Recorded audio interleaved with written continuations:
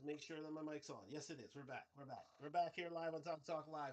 Thank you very much for joining me right here on Instagram, right here on YouTube. We are back and we are live. Yes, I had to get that in. So we are in there like swimwear, ladies and gentlemen. So let's get into it. Great day for me. Arsenal, top of the Champions League, top of the Premier League, ladies and gentlemen. Still, ladies and gentlemen, and still, but nothing matters until you win trophies. So again, we're on the road to that. So we are endeavoring to do that. Shout out to my man Noni Madueke, who scored a stunner, an absolute stunner today.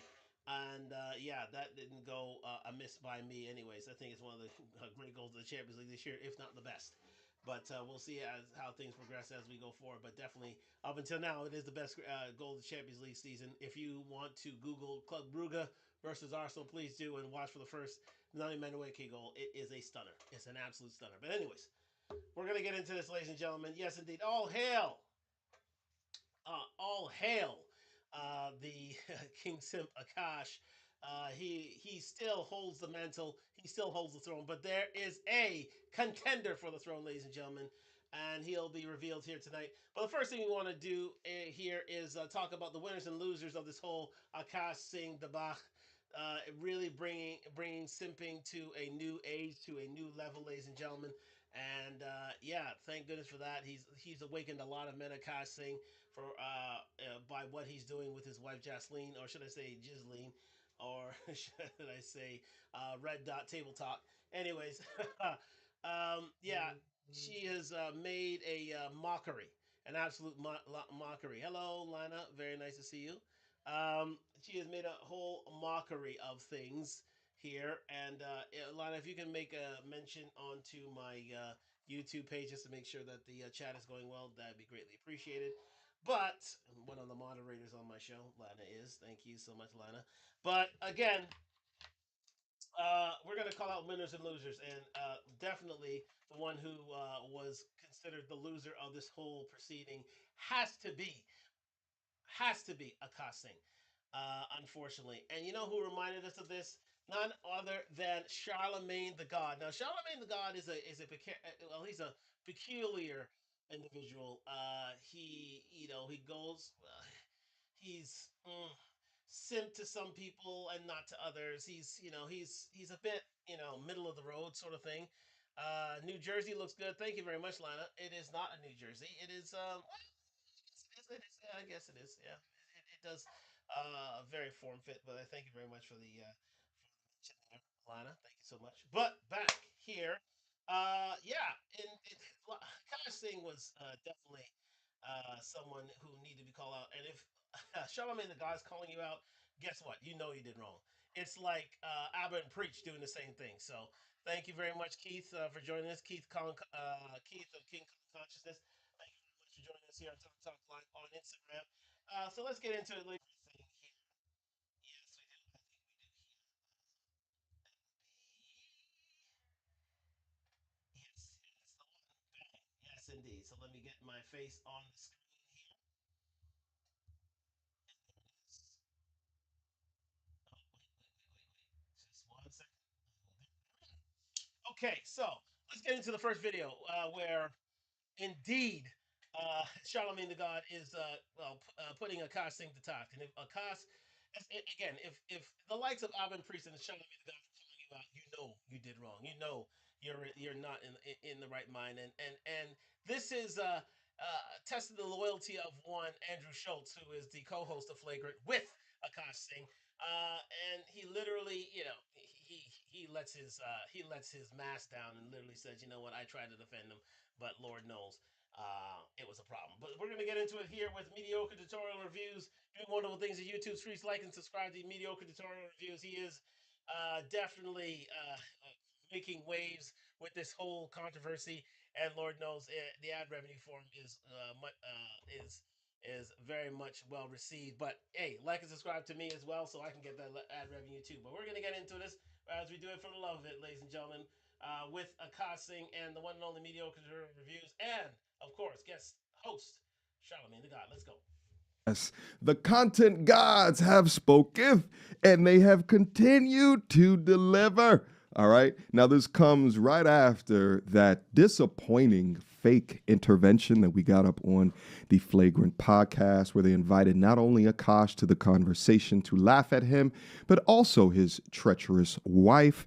Well, since then, we have Charlemagne the God and Andrew Schultz taking to their own podcast to be a little bit more truthful, actually a lot more truthful. Now, this also comes off of the back of your good old boy MTR receiving public feedback, public criticism from DJ academics, who is beginning to not like commentators that I guess haven't suffered public L's, right? Like online L's. And we had a fantastic conversation in regards to, as a man, thinking strategically about how to reduce your risk, about risk mitigation. So I want to see what these two think of it. By the way, they got a picture of Aakash almost crying in the background of their set. I think that's a photo that's taken from that podcast that got ratioed to hell.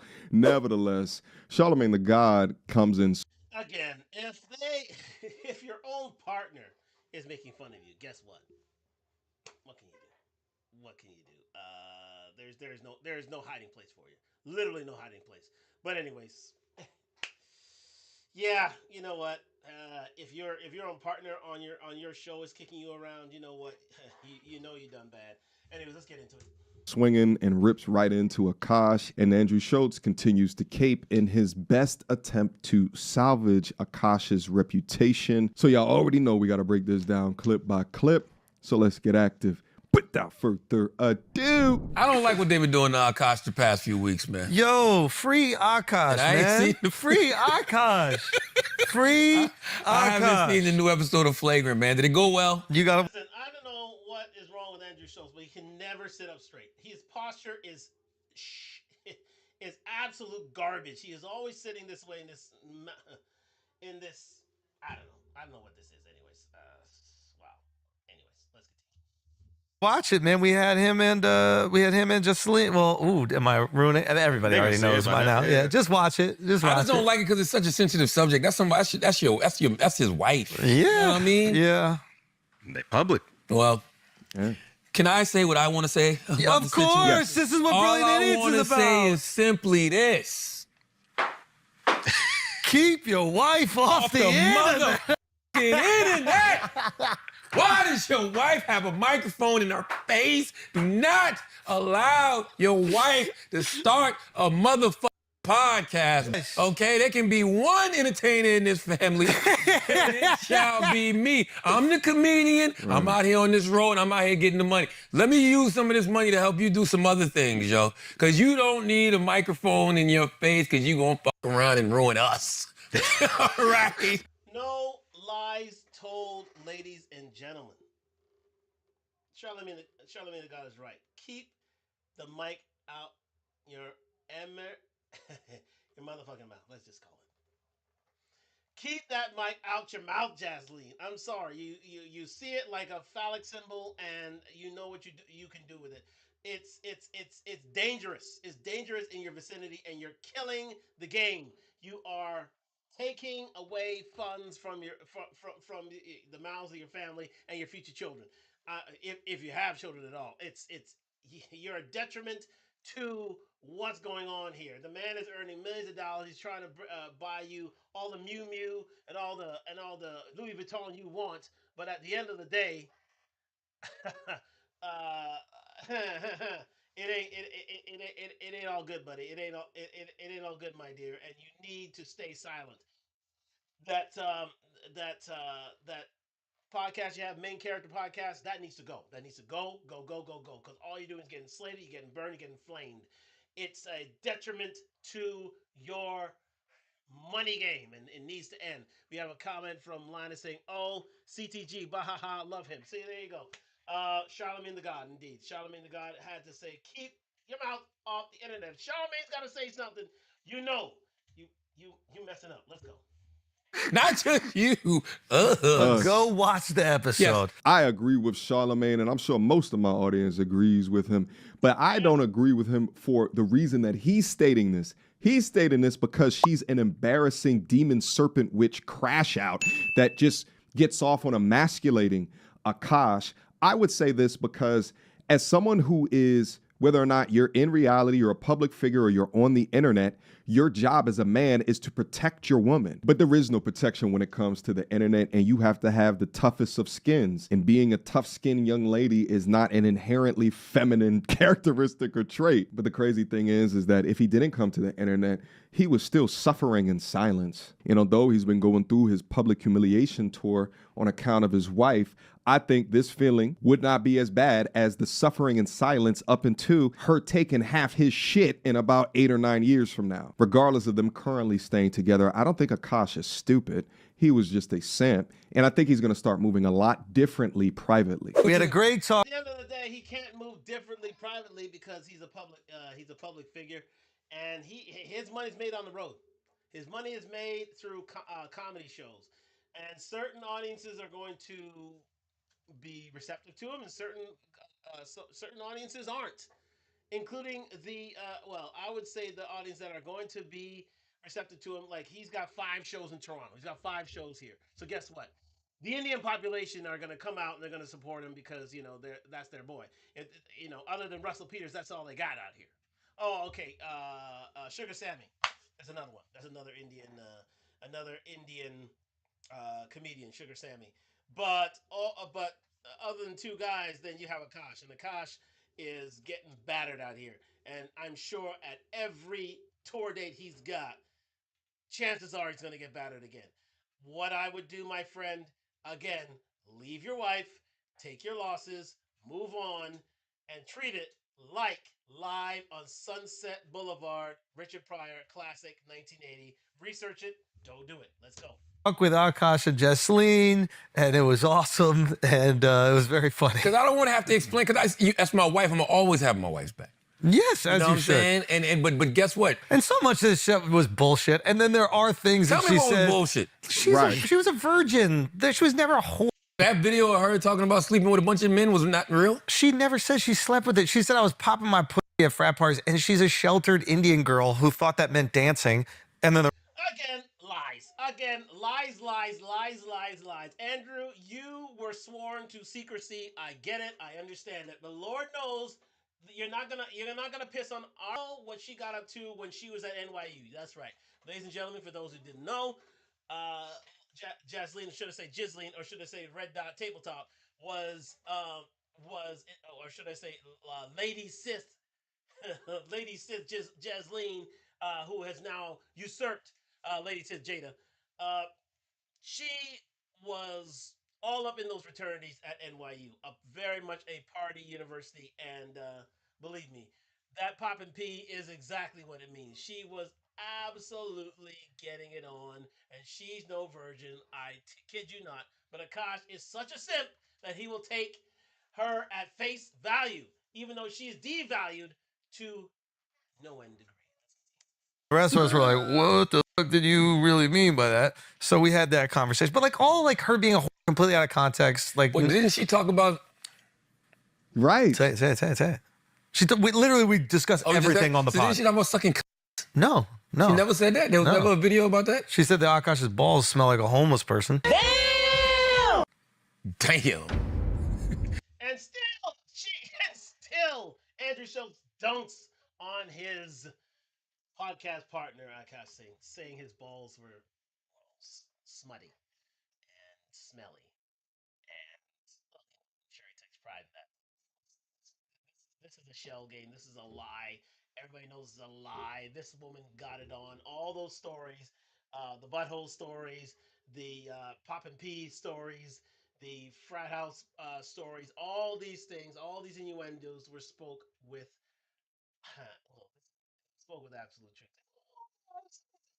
The pop and pee is me getting up and dressing up and dancing with different gentlemen at when I was at NY. Please save that for for those who literally have property in the middle of the Indian Ocean. Let's say that. Let's go. Not Steph Curry with the shot, boy. They call her chicken curry. God damn. Quick emergency meeting. I was recently searching for my name online and found way too much personal to see if you're bring this up on purpose is her telling stories of letting men go down on her while currently on a period, and how a man isn't a man unless he wants to do that. She's 30 years old, by the way, with the mindset of a sexual adolescent. These girls will do everything else besides deep penetration and still claim virginity. How are you a virgin that's orgasm? Please tell me that. By the Absolutely. And believe me, she longs for those days. She longs for those college days, believe me. Because her life with Akash is, she's in lockdown, ladies and gentlemen. She is not leaving the confines of marriage, because within the confines of marriage, that's where she makes her money. That's her ATM. She is not leaving it, but she longs for those days, ladies and gentlemen. She longs for those days. And that's why she's rebelling in this way, by absolutely embarrassing her husband, Akash. It is stunning that this woman is given the liberty not only within her marriage, but within the Sikh slash Hindu community, because they're very, very conservative. So for a woman like this to be speaking liberally like that, believe me, honor is not out of the question here. It's never been out of the question, especially in a conservative society such as, well, I wouldn't say this is more in the West, but if she were back home in India, yeah, that wouldn't be tolerated. way, how disgusting of a person do you have to be for that to be a thought? As if I want my lips to taste like pennies in order to please you. Absurd. Why would she say that? That's a good point. So we had those conversations. What the? Go watch the episode. My brothers. Clears up a lot of shit. No. No, it doesn't. No, it doesn't. It lies a lot of stuff. It's PR, PR, PR. And anybody with a brain cell knows that this is just a cover up, absolute cover up. And you can't even look at the camera when saying this, buddy. I'm serious. What are we to do? What are we to do? I don't know. What are we to do? You want us to believe you? You can't even look in the camera and tell us straight. Look, come on, man. Come on, man. Come on, stop.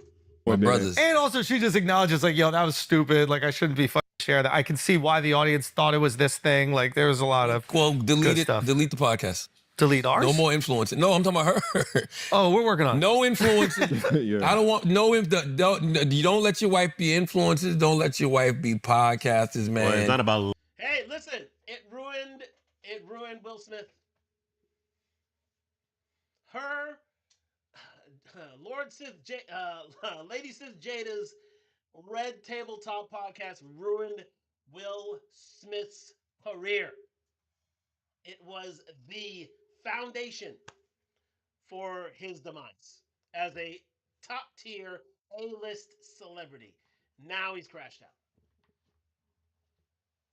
And there's no way back. And his kids only it only cements the problem. It really, really does. Hold on a second, ladies and gentlemen. I forgot to plug my B. All right, there we go. There we go. Because I don't want to run out of charge. But yes, ladies and gentlemen, it's yeah. I mean, one podcast took out a A-list star. No telling if this main character podcast will take out another one. Absolutely, it's customary. Thank goodness Aisha Curry doesn't have a podcast herself, because I'm sure she'd be taking out Steph. Well, Steph Curry is, based on his performance on the court. So, he is still a very valuable commodity and a Hall of Famer. So, believe me, he's on the straight and narrow. But with Will and Jada, absolutely. The Red Table Talk absolutely ruined his career. Let's continue. letting. No. Let. No. Let. No. Let. Who's that, No. Simp? Let. No. There's certain things we can't do. Yeah. That Simp was the guy on the end of the infamous podcast where he defined what popping P and what what was it now? Running a yeah, popping P and a few other colloquialisms were defined as, or having a roster. Yes, that's the gentleman who said, who basically defined what a roster was, right? Where Ghislaine said to herself that a roster were a group of friends that you could call and hang out with. Yeah, sure. Because we know that it's detrimental to our situation. You should just encourage your wife not to. No, ain't no encourage. No. Rules. We got a male some things, feminist on the panel. Some things when they're detrimental to us, no. Can Say she no. encourage you not to cheat? They do that. No. She tells you don't cheat. How well did that work? Very well. It made me stop. Maybe if she was encouraging you a little more, it would work. Took years to set, right? Hey, man. You don't think your wife was like, get these microphones away from the radio host. This motherfucker out here. That's I think this guy, Andrew Schultz, got ADHD. I don't know. He can't sit still. but Destroying our marriage. But no, that's true. But all of that is true. You were the Jesseline Singh Yes, of your own household. all of that is true. I'm in the fucking radio station putting on an axe sniffing seats, wilding the fuck out. Yes, embarrassing myself and embarrassing my fucking wife. point. Yo, I'm glad Yes. we could have this intervention Absolutely. here too, bro. That's what we're doing It's this week. true. So yes. It's Christmas spirit. So I'm saying all of that to say, women, learn from my mistakes. Stay the fuck off these podcasts. Especially when your man's money's on the line. Absolutely. Charlemagne the God, you are speaking to Ruth. Yeah. Be on these motherfucking podcasts. Don't be an influencer, okay? I know she wouldn't do it, but suppose your wife said to you, listen, me and my friends, we No. have these great conversations Fuck no. together. Black Absolutely Effect. I want to be on Black I want to be Effect. Black No. Effect. I want to write a book. I want you to champion black Absolutely female not. voices. Put me on Black Now, hold on, Effect. a book I wouldn't mind. If it's a book about Because you can edit. Edit it. Yeah. Read it beforehand, yeah. Well, having a book is not exactly the greatest idea. Lord knows Lady Sith Jada tried that route, and her book absolutely tanked. It absolutely bombed when they realized that this woman was only out to destroy her husband in every way, shape, or form. And her only means of income was through her husband's embarrassment and absolute disgrace. Hold on, we taking that part. You're not gonna just call me a regular eater. I know why I like books. You know, I want to be a worldwide eater. You know, you put WW. All right, but no, see that's different because books are well thought out. You know what I'm saying? You're actually yes. sitting down, Yes. you're fleshing out ideas, you have a concept, you have a topic, Yes. you have an agenda that you're actually pushing Yes. through this book. Like a book can actually help somebody, especially if you're sharing your real life experiences, you know what I mean? But just getting on a podcast, trying to make jokes, and I'm the comedian? Yes. It's crazy. Crazy. Yeah. You sure made him laugh. Crazy. You made him laugh the last few weeks. You gave the internet hella content. A lot of content and a lot of money, baby. I see content creators eating from every niche known to mankind. I bet you that this content alone, if you were to add up all content creators who have generated money from this, I bet you it's in the tune of tens of millions of dollars. But I appreciate Charlemagne not only acknowledging his learnings in being a public figure, but also standing on business when he says, do not let, because not letting defines boundaries. He built his career without knowing that she's not funny whatsoever, infringing on his career. Gave her a mic, gave her a studio, gave her ample opportunity to embarrass him. He goes without saying, Akash, you allowed content creators to eat. My best show was through Aakash. My best show was through Aakash. This whole debacle, this whole absolute train wreck, this absolute tire fire of an episode. And it goes, and that goes without saying. But there's a new Simp in town. We're gonna get to him in a minute. Here is insane to me. His name, his peace, his legacy, all out the window. All because he didn't enforce clear rules and clear boundaries. Meanwhile, those boundaries would have protected not only him, but her as well. Out of it. No, man. No. What was your favorite name? Jada Aisha Pinkett Singh. Jada Pinkett Singh. That is phenomenal. Whoever came up with that shit, this is just Jada Pinkett Singh was fucking hilarious. they said her podcast is called Red Dot Table Talk. Red Dot Table Talk is fucking hilarious.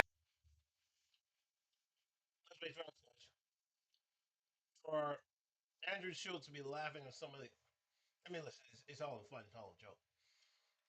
But it's a main shot at Akash, and there's no doubt about it. No doubt about it. This man has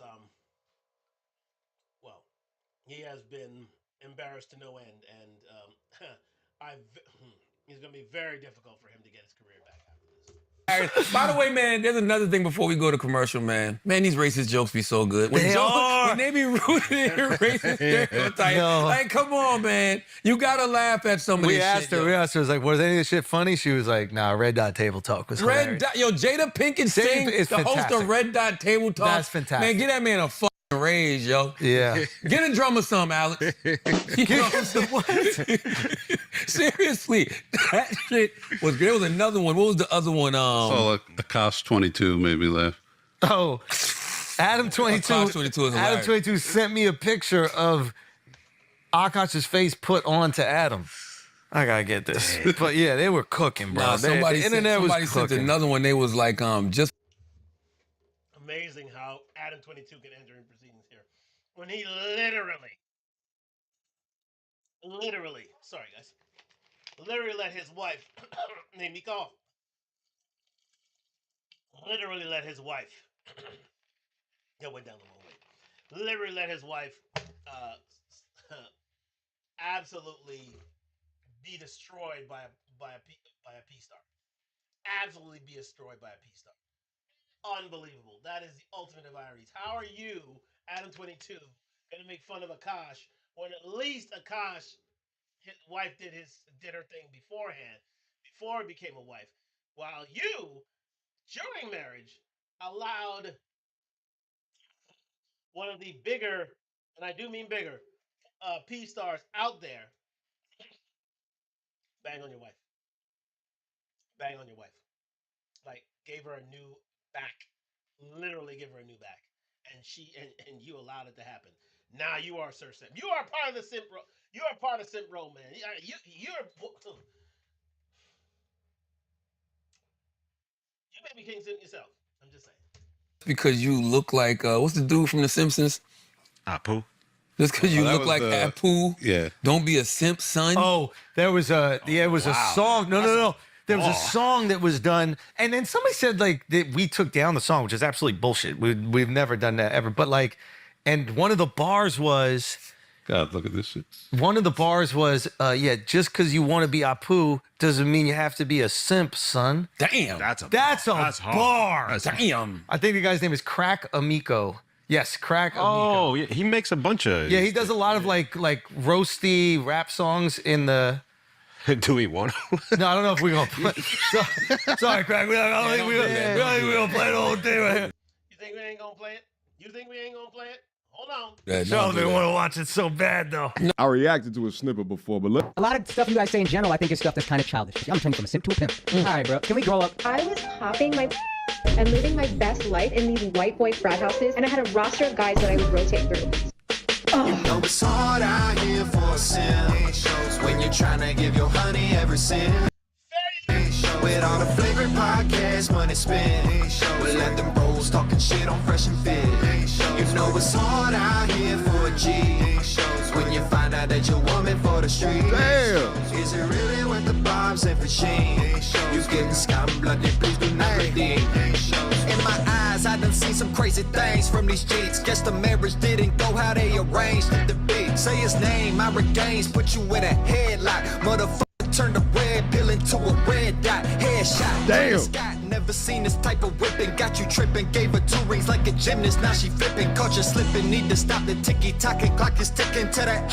Drop a phone, hit the kitchen, do the dish. Drop the special full of some hack bits. Ironically named it gaslit. That's some sad shit. Need to head back to the gas pump where your dad is. Damn. Go keep your hands strong and drop the black set. Fuck that shit, I hope you rise and turn to a savage. No one buying them Birkin bags when they come with baggage. You was trying to hone your craft, she was with them frat kids. They was busting out of back while they playing Madden. Ooh, now, ladies and gentlemen, if you didn't hear that, is here on Talk Live. I just broke into proceedings. We're not done yet. It's still going on.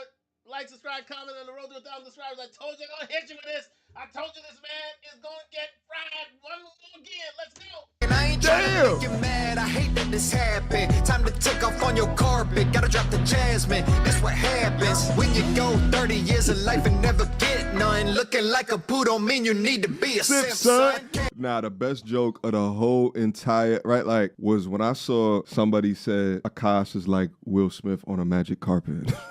When I saw that one, I said, oh, the internet would just remain undefeated until the end of time, baby.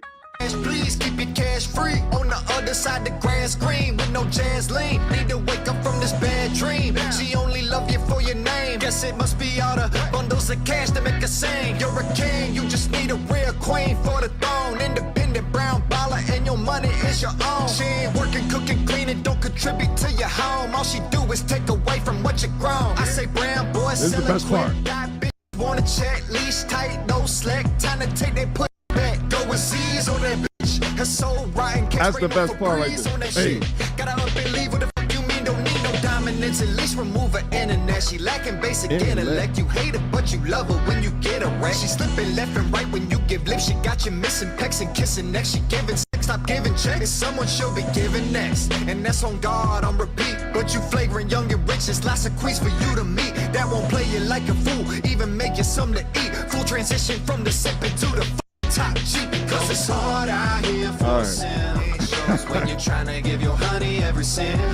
With all the flagrant podcast money spent. We'll let them bros talking shit on Fresh and Fit. Ladies and gentlemen, right there, those are the two winners. If you're looking at them, Aakash will never live this down.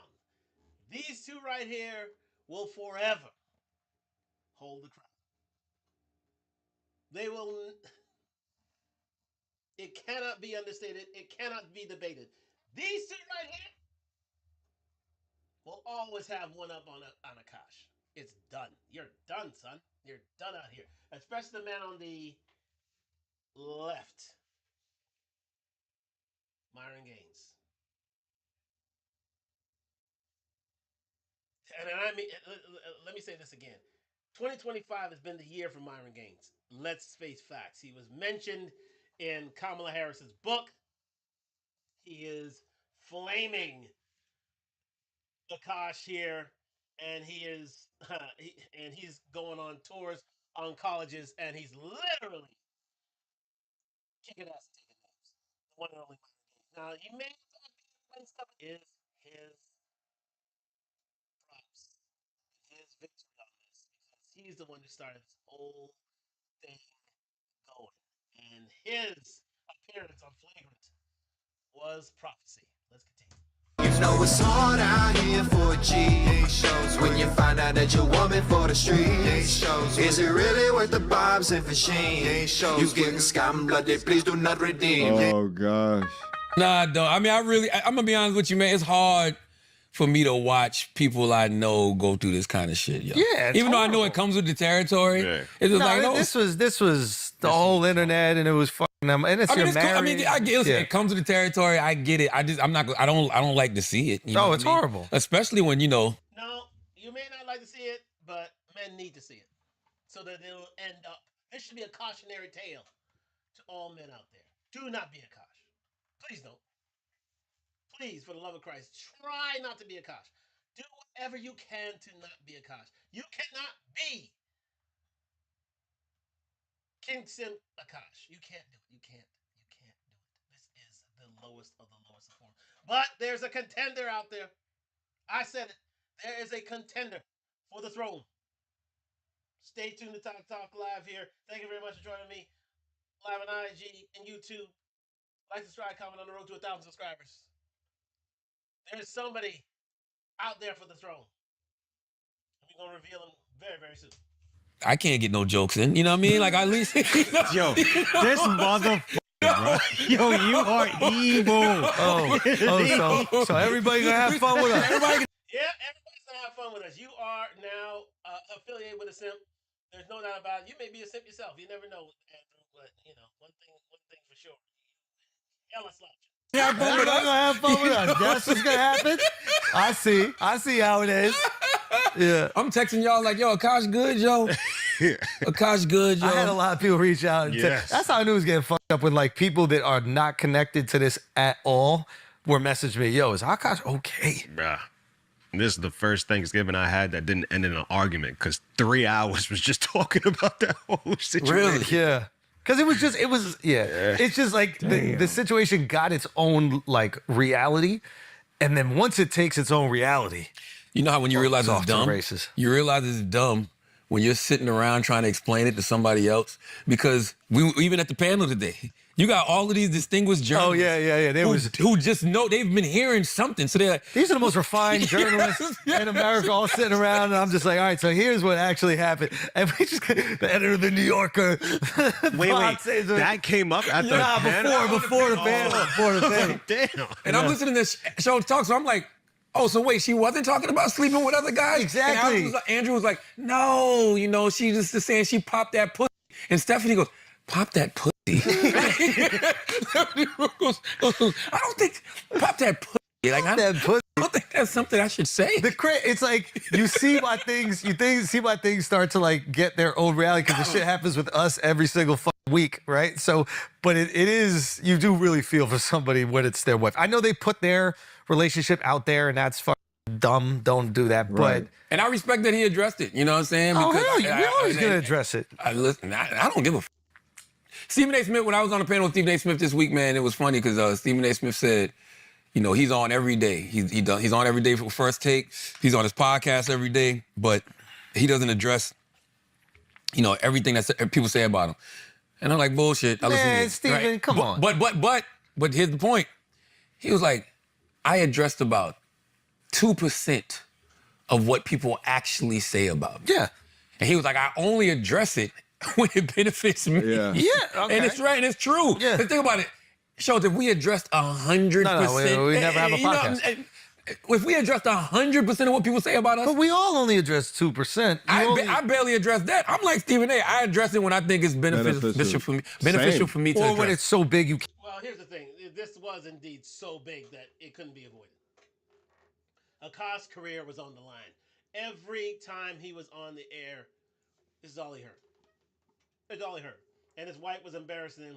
He had to address it. That's why Myron wins game, set, match, battle, war, everything. Winner take all, zero-sum game, he's won. He's won. Because he and his wife had to literally go on podcasts, literally had to go on shorts, literally had to go on all types of social media, and then they had to go to Flagrant in order to address. Oh, guess what? There are winners and losers, and you know what it is. Can't ignore it. Like, this is one of those things where it was just so big you can't ignore it. Like, us just pretending to have a podcast talking about, like, oh, the boats in Venezuela. Like, we all really want to know. It depends. Because for me, it's like if I've already addressed it the way I want to address it. Let me ask you a question. What was a more precise targeted strike? The boats in Venezuela? Or what? I don't want to say it. I wouldn't say it, but I was not going to say it. Or what? You going to say Akash's wife's dot? God damn, bro. What? No, I wasn't going to say the dot. What? She doesn't have that. Good. Oh, she don't? No. Oh. All right, we're going to leave it right there, ladies and gentlemen. Thank you very much to Mediocre Tutorial Reviews on this review from the one and only Charlemagne the God on with Andrew Schultz from Flagrant Podcast, where they flamed their bro. They had to. But guess who won? Yes, indeed, the one and only Myron Gaines. And we are on his Rumble podcast here, and basically addressing the issue once and for all, finally, for all concerned. Now, listen, his 2025 was incredible, to be fair, and it gave him way more exposure, but nothing. There's no better gift than this controversy he had with Aakash Singh. It just brought him notoriety and brought him to a wider audience. But he's always been here for the bros, and he offers a cautionary tale right here on his Myron Gaines X podcast. So we're going to listen to it right now as he addresses this whole issue in a denouement. Let's go. Podcast. Bruh. Yeah. All right. She's funny. All right, let's rank Asian people. Okay. No, this is not for the files. Don't do that. Who is that? I would rather it be. Actions show otherwise. You've revealed. Let's go. If she's not willing to give that shit up, probably shouldn't commit to her, bro. She's for the streets. Recreational use only. Yep. A couple videos of saying it's like a very strategic PR stunt. Yeah. I don't know how. I wish I cared that little about my wife's reputation. Yeah. I wish. Same. Lean in. Say you're gonna kiss at Radio City. Oh, yeah. Kiss We'll do that. reveal. That's Kiss reveal at good. Radio We City. sell out Radio City. We will make out hardcore. April 18th. Now we're talking. April If we sell out Radio City, I'll sign a prenup, a post-nup. I wonder if I should pull up. Posting up. Yeah. Let's go. You are with one of the best guards in NBA history. They're speaking of Aisha Curry right now. One of, if not the best three-point shooters to ever walk the earth. Multiple-time NBA champion, finals champion. Okay? You He's using this Aisha Curry as an allegory, as a way of explaining the Aakash Singh debacle, the Aakash Singh gate. Let's go with that. Yeah, Red Dot Tabletop. Let's do it. are nothing more than an overweight, light-skinned, ingrate whore. You are a fucking embarrassment to him. And at this point, you are basically going to be an asterisk next to his legacy because you can't keep your fucking mouth shut.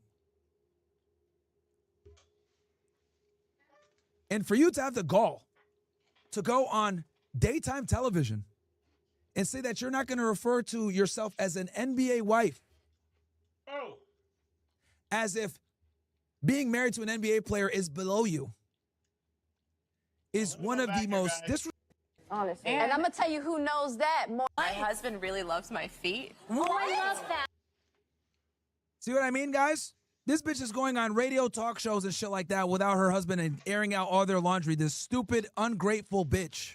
This sounds weird, but like No, you know this sounds ungrateful, and you're still gonna say it. male attention. And so then like I begin to internalize it. And look at her. Look at the women. This is like a guys.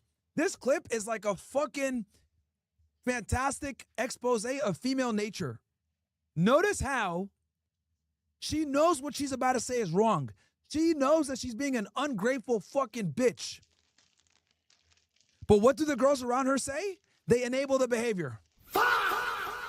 No, you're not crazy, girl. You're okay to feel this way. And so then like I begin to internalize it and I'm like, is something wrong with me? You're not looking. What? You're not looking? Bitch, this is a married woman.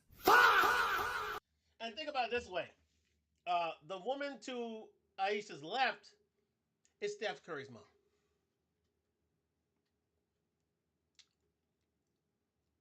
And wouldn't you know it, they're on the Red Table Talk.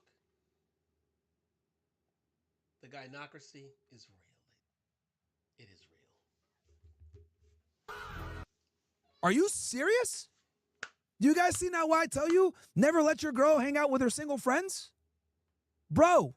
And yet one of the titles you didn't say is NBA wife. Yeah, no. I don't think That's not really a title in your it's view. not. No, I don't think I'll ever call myself that because I feel like, I mean, I don't think my husband would call himself chef's wife.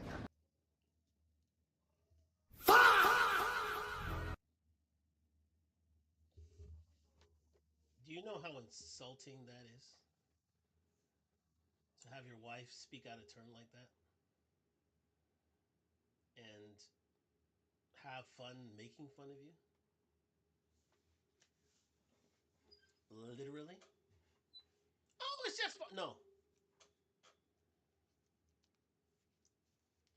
In every joke, there's a bit of an ounce of truth. She wanted to get a little dig in on her. Because she's jealous of what he's amassed in his career. That is Steph Curry. And she wants. Remember, we had studied Aisha Curry before. here on Talk Live. She was supposed to be the prize, not Steph. She thought that he was not going to make a bigger name for himself as he did.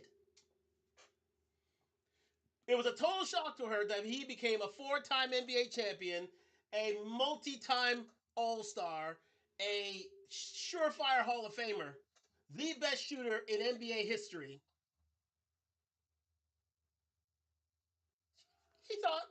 She thought that he was going to be a high school coach. Look it up.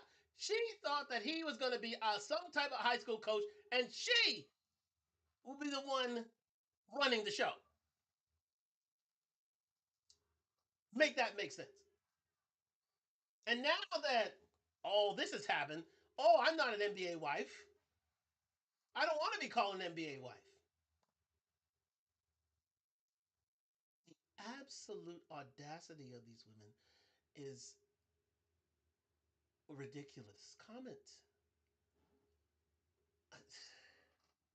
down below.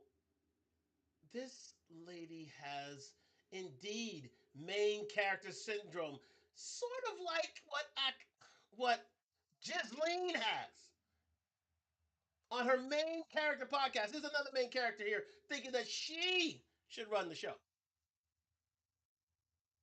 No, you should be counting your luckiest stars that you have a husband like Steph, instead of making such tomfoolery jokes out here. You should drop you like a bad habit, I tell you what. She knows what she said just now was fucking stupid. Yep. That's why she's making that face. Yep. Aisha, let me. Someone clip this and send it to her. I'm going to be very honest with you. You are with one of the best guards in NBA history.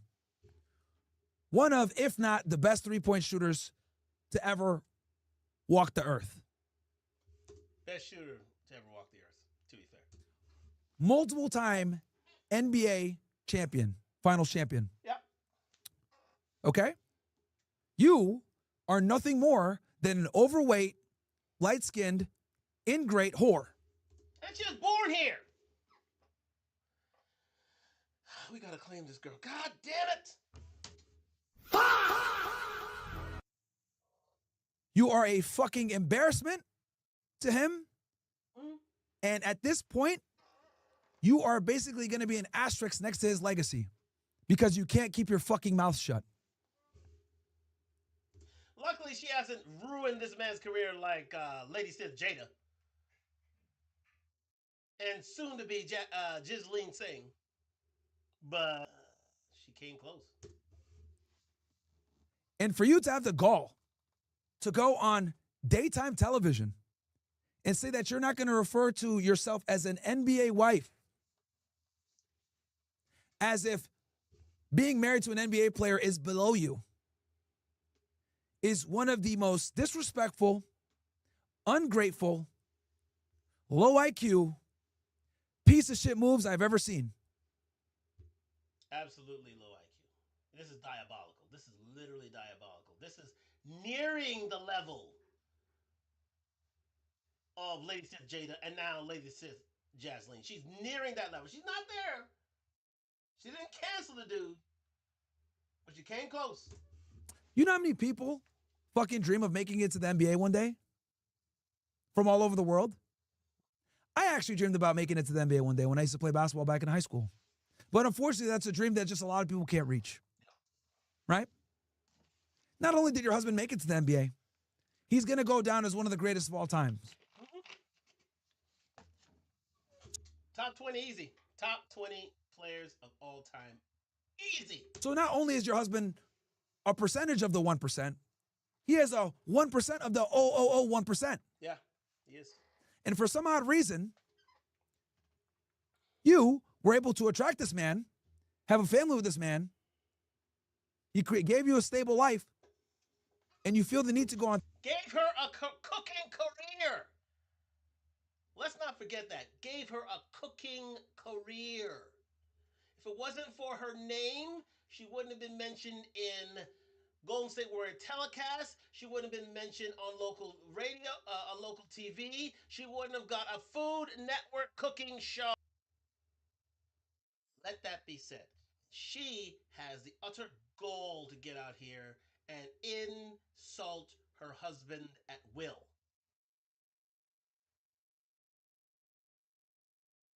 Godfather himself said, "You can't make this shit."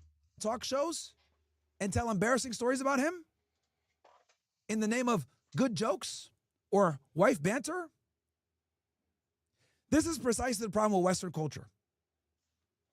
The problem with Western culture is that we have a economy, we have a structure, we have a cultural ideology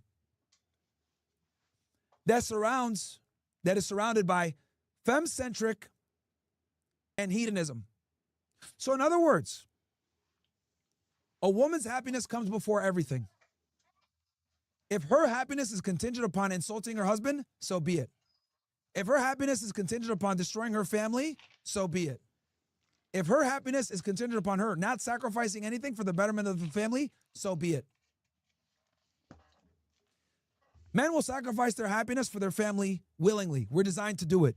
Listen to this, people. This makes so much sense. I'm going to wind it just slightly back so you can hear this one more again. Because this makes absolute sense. Upon insulting her husband, so be it. If her happiness is contingent upon destroying her family, so be it. If her happiness is contingent upon her not sacrificing anything for the betterment of the family, so be it. Men will sacrifice their happiness for their family willingly. We're designed to do it. Women will sacrifice their family to be happy. Big fucking difference. C.T.M. Mowry said it on the Today Show not so long ago. And the society that we're in now encourages the latter. For her to have the gall and say, well, he doesn't call me a chef wife, implies that being a chef and an NBA player are the same. And this gross mischaracterization of social hierarchies, competence, meritocracy is something that modern women just don't understand. And this comment proves that. I'm going to play this back for you guys for real, because this is actually a psychology into female nature. I'm going to play this back because this is very fucking important. I mean, I don't think my husband would call himself. I feel like title in your it's view. not. No, I don't think I'll ever call myself that because I feel like. I mean, I don't think my husband would call himself chef's wife. She knows how preposterous that sounds. That's why she gave that little smile. Play it off. I'm just kidding. When I tell you guys that women don't respect men in today's society, I truly mean that.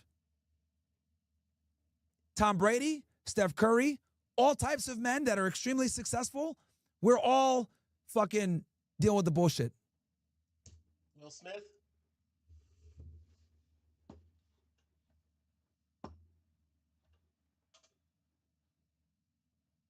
And soon to be the next one.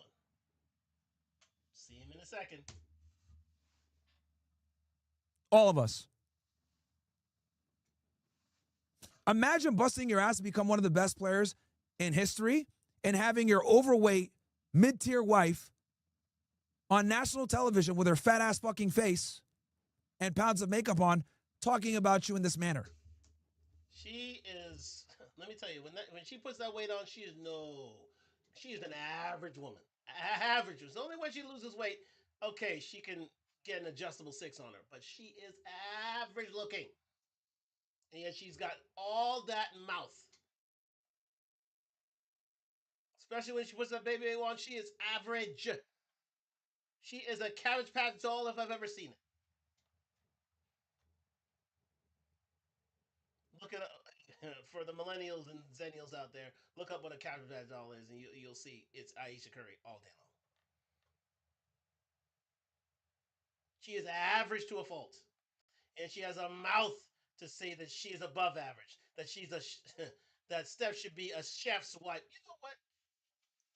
She should be kicked downstairs for that absolute garbage. Imagine. There's a famous saying. Women are to be seen and not heard. There's another saying in Spanish. The quieter you are, the more beautiful you are. In Asian culture, women are taught to be meek, speak low and softly, and limit their comments, and be quiet when men are speaking. How is it that all these different cultures from all different parts of the world all came to the same conclusion about women and their opinions? How? We didn't have cell phones. We didn't have emails. We didn't have fucking you got mail. Since biblical times, this has been what it is. All across the world, different cultures, all noticed the same thing. When women speak, problems arise. This isn't some one-off misogynistic rant. This is human evolution and biology over thousands of years of programming. No lies told, people. No lies told. And I think the reason why these different societies quickly figured out that women need to shut the fuck up is because of shit like this. Women have an inherent inability to recognize meritocracy. I'm going to say that again. The reason why women need to shut the fuck up and not talk is because they have an inherent inability to understand the concept of meritocracy. I'm going to say it one more time. Listen to me. This is gold, people. You have to key in on this. You have to. The West is going down in a handbasket because of this one mistake. If you're going to take anything away from this fucking podcast, I want you to take this away. Okay? The reason why societies through the beginning of time, from different continents, cultures, religions, backgrounds, all came to the same conclusion is because women don't understand the concept of meritocracy. So in other words, no millionaire wants to listen to a fucking homeless guy give out financial advice. Now, women did not build this fucking world. Men did. Every human innovation, every advancement, everything that made life easier for humans, 90+% of it was created by fucking men. And it was created by men that had a wife that would shut the fuck up. You understand? Human innovation was at its peak when women knew to shut the fuck up and be in the kitchen. Ever since then, thanks to the rise of the sexual revolution, women have been giving their opinions, entering the workforce, divorcing motherfuckers left and right, not having kids, and look where we are now. Cooked. As women have become more and more equal to men and gained more and more rights and behave more like men, what has happened to society? It's been fucking crumbling. Birth rates in the shitter. Inflation through the roof. Affordability cooked.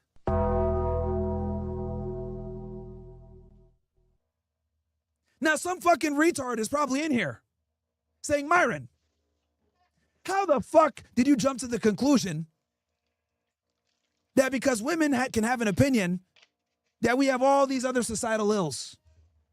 I'll tell you why. Because every single woke ideology that's poisoned our society came through the Trojan horse of feminism. Feminism was the Trojan horse that brought alongside civil rights, that brought alongside equality, that brought alongside egalitarianism, that brought alongside liberalism, that brought alongside Marxism and communism and communitarianism. And the alphabet gang. Think about it. And we know who owned the Trojan horse. But that's a conversation for another day.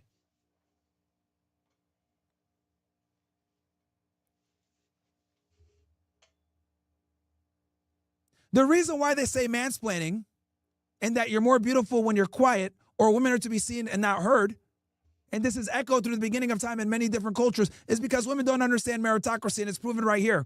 This dumb bitch literally said, I don't want to be called an NBA wife because my husband doesn't call me a chef wife. Her saying this sentence implies or assumes that they're equal when there's a vast disparity between the two. A woman that's a fucking bartender will sit there and thinks that she's better than a fucking heart surgeon. No lies told, people. Let mine cut. Because they have a vagina. The reason why most women are fucking stupid, bimbos, retarded, whores, incompetent, is because they don't understand this concept of meritocracy. Women's feet are almost never held to the fire by society for their failures. I'm gonna say that again. All you pussy motherfuckers that are gonna go ahead and say that this is a misogynistic rant, hey, I'm not being misogynistic, I'm being realistic. I'm saying what everyone else is too cucked to fucking say.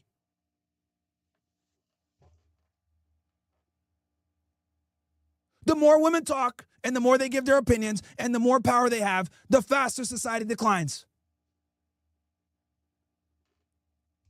Tough take, people. Tough take. But is he wrong?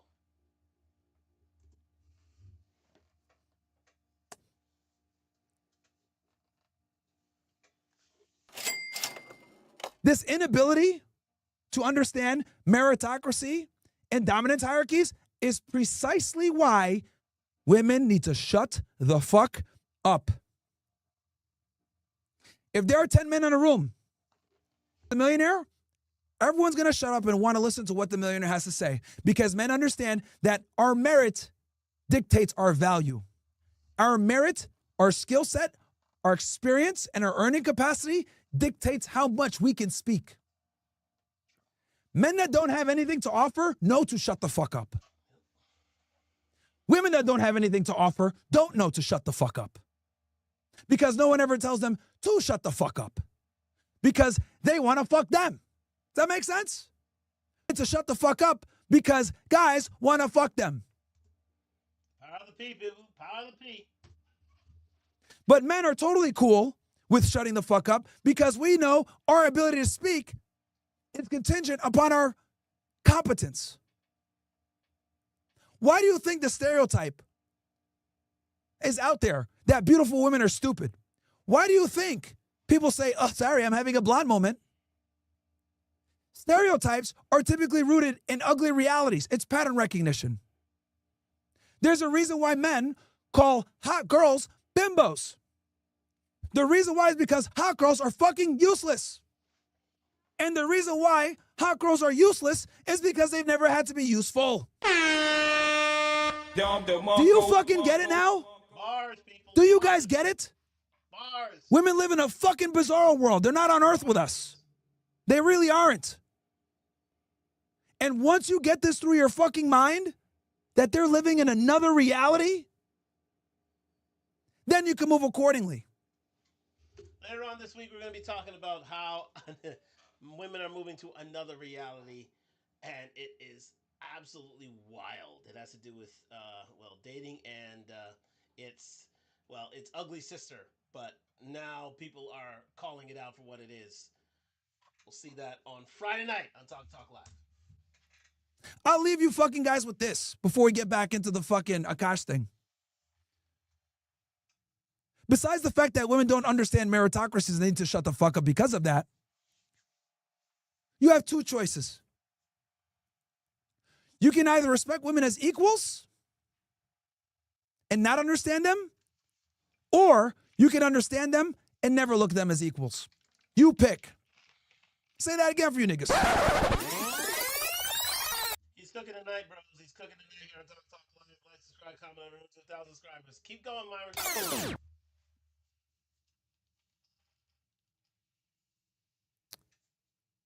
You can either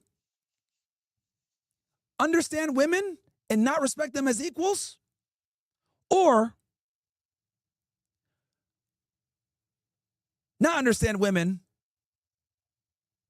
and fucking just cook your life. Let's just keep it simple, bro. Bro, it's just that easy. It's just that easy. I gotta be blunt about it sometimes. Sometimes you gotta fucking remove the scalpel for a fucking hammer. You cannot understand women as equals and still respect them. There you go. There you go. That's a simpler one so that you guys don't get confused. You cannot respect women as equals while understanding them. It's impossible. You must pick one. If you understand them, you'll never respect them as equals. If you don't understand them, then you can respect them as equals. But the two cannot coexist, guys. They cannot. And I would argue the more competent, the more masculine, the more dominant you are, the faster you'll be able to identify that they're fucking retarded and they should never have positions of power and that you are the fucking leader. And note that those women who have positions of power usually have a lot of masculine traits, as stated by Shirley Chisholm in our show last week. She was aggressive. She was assertive. She was confident. She was thought-provoking. She was ladder climbing. She was ambitious. A lot of these things are basically masculine traits. She had a masculine frame in order to survive in U.S. Congress. That's where really the feminist image began, because feminism really is taking on masculine traits in order to consider yourself equal. Let's continue. Women are nothing more than overgrown fucking children, and no one likes to admit that. Now, let me be clear about this. Is this all women? Of course not. For all the retards out there, Myron, you're making blanket statements. So for you 50 IQ motherfuckers, I'm speaking in general. Are there women out there that are brilliant? Are there women out there that contribute more than men? Absolutely. Absolutely. But let's be fucking painfully honest here. That is a fraction of the female population. There's always going to be outliers. There's always going to be female geniuses. There's always going to be women that are fucking amazing, that are able to do things that even competent men can't do. But the problem is this, and this is the key distinction. If you rely upon male ingenuity, you have a society. If you rely on female ingenuity, we're living in the fucking Stone Ages. You see the difference? There are not enough competent women to keep a society fucking running at the level that we run it now. If the world was left to women, unfortunately, it would grind to a halt. It would grind to a literal halt. There'd be construction would stop, infrastructure would not run as properly as it used to be. A lot of our farming would end. And because men do the dirty, the dangerous construction, infrastructure, innovation, all the things that move society forward. They basically do. If you have a look at all essential occupations and careers, most of them are run by men. They're run by men. If men were not here, this world would grind to an absolute halt, and no woman can deny that. No. So for women to say that they're the prize is shocking. Literally shocking. There are only a few certain areas in which women can survive and thrive, and most of them are air conditioned. They're air conditioned careers. Doctors, lawyers, services. It's basically a service industry, but nothing involving any sort of building, infrastructure, innovation.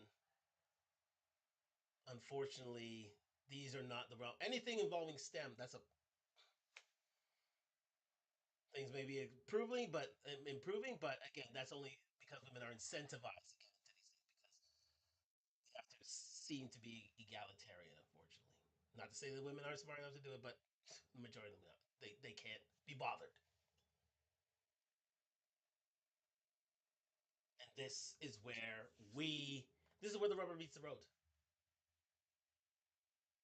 Men are so very valuable for society moving forward and for the human race to advance. There's no doubt about that.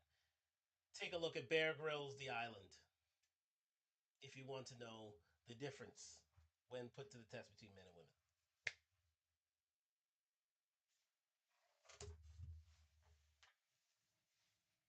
Do you understand? In other words, the average man can be as competent as the most exceptional woman. That is how we're able to do the things and have the amazing technology and human advancements that we've had. If we had to rely on women to maintain the infrastructure of modern society, we'd all be in fucking caves rubbing sticks together for fire, motherfuckers. There's not enough female competence to go around. And that's the ugly truth. Most human beings are retarded in general. But only one gender can be retarded without consequence. Guess who that is?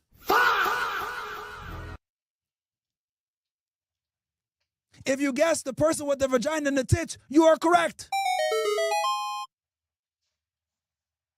Clip this, send this to some motherfucker out there that thinks men and women are equal. You can either understand women and not respect them as equals, or don't understand women and continue to sleepwalk through life and be disappointed later when you figure out the hard way that they're not equal. And I pray that you don't figure it out in a fucking family court. You bought into this egalitarianism fucking bullshit.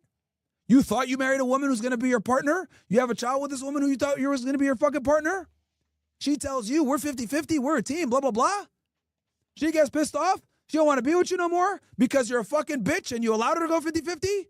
Next thing you know, you're getting a fucking piece of paper in the mail saying you've been served.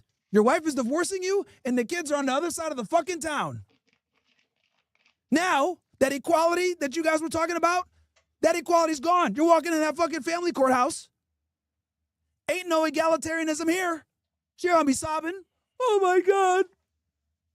He abuses me so much stronger than me. You're saying there, what? Judge is banging the fucking gavel. While I determine the outcome of this case, I'm going to award custody of the children to the woman. It's jurisprudence, people. Usually 80-90% of the time, custody goes to the woman unless there's something deeply wrong with that woman. Either she has mental health issues or basically she's ceded custody of the children to the father. So in other words, you're guilty until proven innocent, and she's innocent until proven guilty. She gets the kids. She gets the leverage. What happened to that equality that women wanted? Goes out the fucking window when the family courts come, and your dumb monkey ass didn't know better because you looked at them as an equal. You didn't watch Myron Gaines. You didn't listen to me saying that you always have burden of performance. It's invisible, but it's there. Your dumb monkey ass, yeah, man, equal partnership. Happy wife, happy life. She's gonna be great. We split the bills down the middle. Everything's hunky-dory. White picket fence. Until you get that fucking letter from some random nigga in a Yankee cap coming up to you who you thought was gonna rob you. You've been served, sir. Nigga turns into Goku. You're like, what? Open it up. Boom. You got a court date. Done. I guarantee you there's hundreds of men watching this right now that know exactly what the fuck I'm talking about. When your fucking heart sinks into your fucking asshole, that you just figured out that the woman that you fucking took an oath with, till death do us part, now she's trying to part with you and your children and your resources. Where's the equality then? When she's sitting there saying, I want alimony. Where's the equality then? When she's fighting to get custody of the children majority of the time. Where's the equality then? When she kicks you out your fucking house. Where's the equality then? When you got to sleep out of your fucking car. Where's the equality then? When you're fucking scrapping around change to figure out how the fuck you're going to eat because a majority of your money is going to this fucking bitch. And if you don't give her that money, you go to jail. Believe me, a lot of men have gone down this road. That's and literally have off themselves, off the census in order because they couldn't deal with this anymore. I'm dealing with a person right now who has who potentially would have offed himself if given the opportunity, because his wife wants to divorce him, the kids don't like him, and he was going to be taken to the cleaners.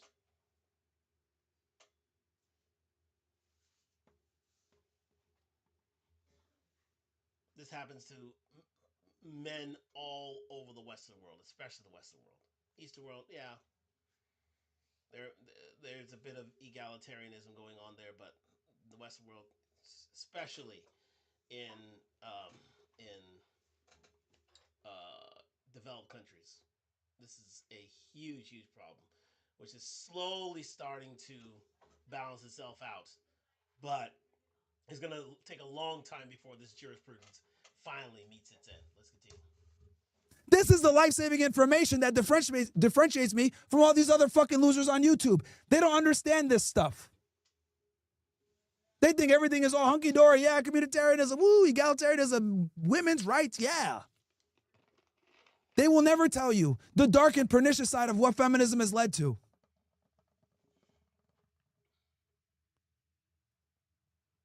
It's led to the destruction of the nuclear family. It's led to the degradation of family values. It's led to the destruction of young men that don't have a fucking father. It's led to the rise of whores that have no goddamn shame. This is a preview into what's happening on Talk Live on Friday nights. Tune in for that. That are okay with being softcore porn stars on fucking Instagram at 19 years old. It's led to the lack of IQ that young people have. It's led to the fucking inability to critically think. It's led to this fucking fast food society where everyone is lazy as fuck and no one wants to do anything. It's led to this instant gratification fucking society that we've built up. This is what feminism has done. And the sad part is it only benefits a small minority of men. Guys like me.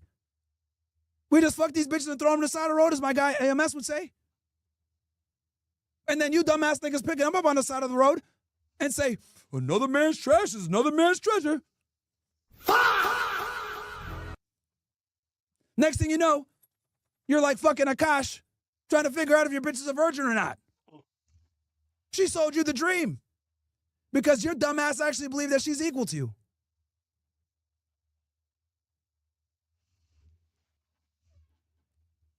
So yeah, that equality mindset that you have, yeah, that lasts until the divorce comes.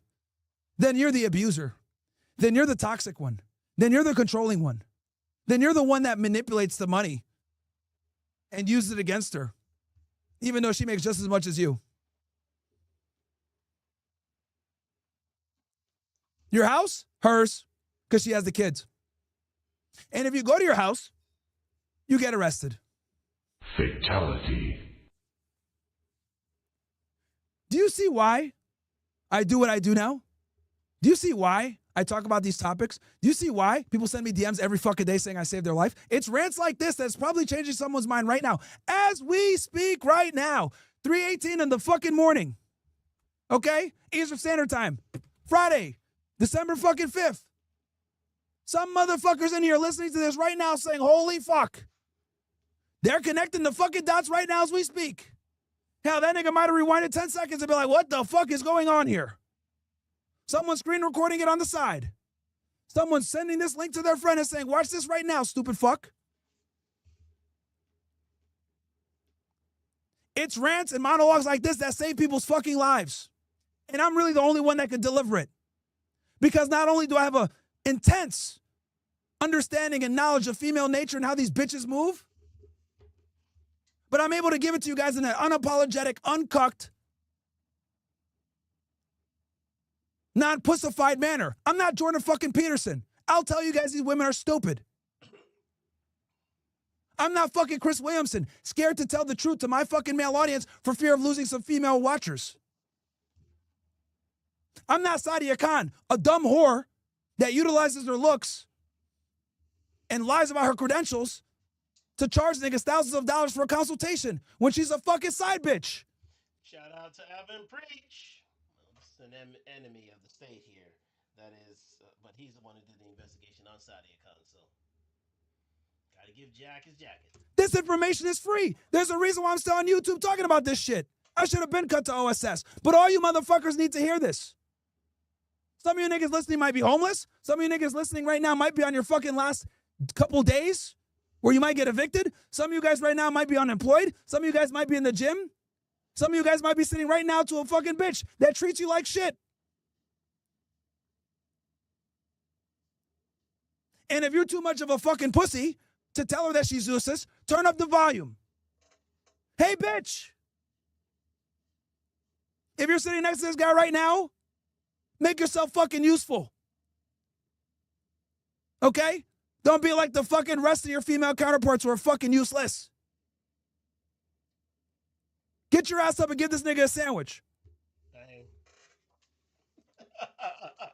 We're gonna end it right there. Oh my God, Myron was on a roll, but it's him and Anthony. Shoot, I forget the name of the guy who said it on Wendy Williams way back in the day. If you want a man to protect and provide, you better make him a sandwich. You better make him a sandwich. That doesn't come to everybody. It doesn't come for free. You better make him a sandwich. Anyways, Myron Gaines, the winner of the Aakash Singh debacle, and shout out to my man.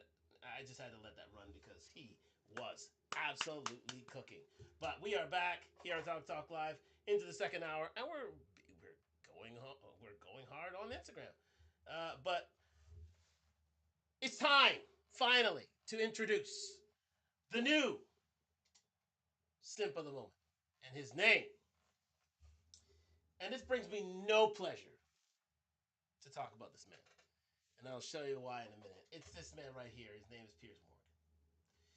Piers Morgan. I say this. I say that it brings me no pleasure because just to be, serendipitous here and to bring things together here. Piers Morgan is a huge supporter of this club, Arsenal Football Club. One of the more outspoken supporters of the club out there in the world. He is a huge Arsenal supporter. So I don't go so hard on Piers because again he supports the greatest team the world has ever seen.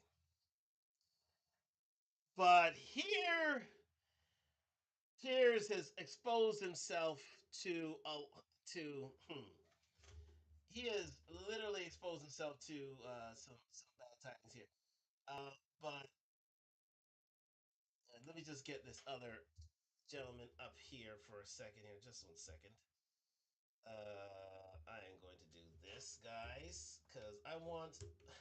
There's something that I love so much, and that is, what is that? I don't want that.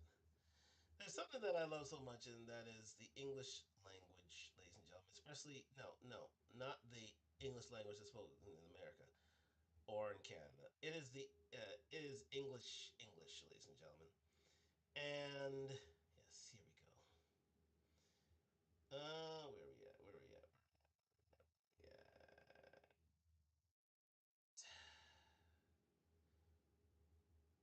Sorry, guys. I just wanted to pull this. Here we go. Yes. So I watched the entire. I'm not going to reveal that just yet, but I wanted to take this in steps. So the first step is right here, found with mediocre tutorial reviews. Sorry, I didn't upload this before, but I'm doing it now. The first step is here with mediocre tutorial reviews because he is the one who actually highlights the debate and actually brings this forward. And then we're gonna play, and then we're gonna go back to a bit of uh, the Akkad Daily, who actually brought this story to light, and also will refer to Myron because he has a take on this thing going forward as well. So we have a few things going here. So let's start at the beginning here. We're gonna get into the debate between Akash. I mean, sorry, not Akash. Akash on the brain. We're gonna get to the first story here of Piers Morgan and the one and only Nick Fuentes. Now, if you don't know who Nick Fuentes is, Nick Fuentes is indeed a well, he's a right wing commentator on the internet who's literally blown up overnight. He's one of the leading right wing commentators out there, leading traditional conservative commentators out there. I think he's taken over from Charlie Kirk. To be fair, in terms of his thunder, as well as Myron Gaines. To be fair and frank, but he has a lot of, well, how shall I say, not so kumbaya takes, if you know what I mean, and not we are the world sort of takes. Can borderline race be racist? Yes, but in terms of his tradcon views, he is he's unabashed in those views, and some of them that I can see. He's a very smart, erudite individual, but he lives the traditional conservative life, meaning that he is still a virgin. He is waiting until marriage, and Piers Morgan seizes upon this fact and seizes this upon this weak moment. But I'm gonna let mediocre to reviews further explain this. So let's get into it. We get extraordinarily active within this conversation, for the content gods have spoketh yet again, for they have delivered us a content Merry Christmas gem of the highest cuckold order. Piers Morgan is out here absolutely wilding, as it's been discovered that he is essentially Aakash Singh 2.0. Now, a couple of days ago, he just did a viral interview with Nick Fuentes. They hit on a variety of topics, but Piers began to press Nick in regards to his thoughts in regards to women, his sexuality, his thoughts on marriage. And he said a lot. He inferred a lot. What I'm going to do with this conversation is I'm going to go over a little snippet of his back and forth with Nick Fuentes so we can understand how it is that we got here. Because after that conversation, Nick's community, who is referred to as the Groypers, they went on the internet, deep within it, and they found Piers Morgan's wife just outright disrespecting him time after time after time again. So we're going to go over a little bit of that here in the beginning. I found a lot more. Again, listen, his wife, very much like Ghislaine, you'll get to know her in just a second, and what she's done to Piers, and what basically he has allowed to happen. I mean, after one Nick Fuentes, I don't think we would be in this position right now. But again, now it's being found out to be a simp. So let's get into it with MTR. And it's a lot of things that people are currently not talking about as well. But you guys already know I got a master in web economics. So your boy did some digging, and it's not looking good out here for your boy Piers Morgan. We have to get exceptionally active on this situation, especially because so many modern men today are rationalizing marriage, but it seems that we are chastised by men that are in weird homes where they are weak, where they are pathetic, where they are ruled by their domineering woman. And it's just so crazy for this to be happening again. Nevertheless, let's dive deep into the topic. First, let's go over some of the posts from his disrespectful wife. You'll see here, ex-users dig up old tweets of Piers Morgan's wife emasculating him. So here goes one of the first ones, and this is his wife's name, Celia Warden. All right, she is a public figure as well. You'll see that blue check. Celia Walden. She is a writer, author, basically socialite to a certain extent because she is married to Piers. But here's her first mistake. Mark, I believe she's also a journalist, sort of like her husband. Nevertheless, when the husband's away, Mr. Suds comes to play. Hashtag you missed the spot. Everyday sexism, not an object, but I want to be.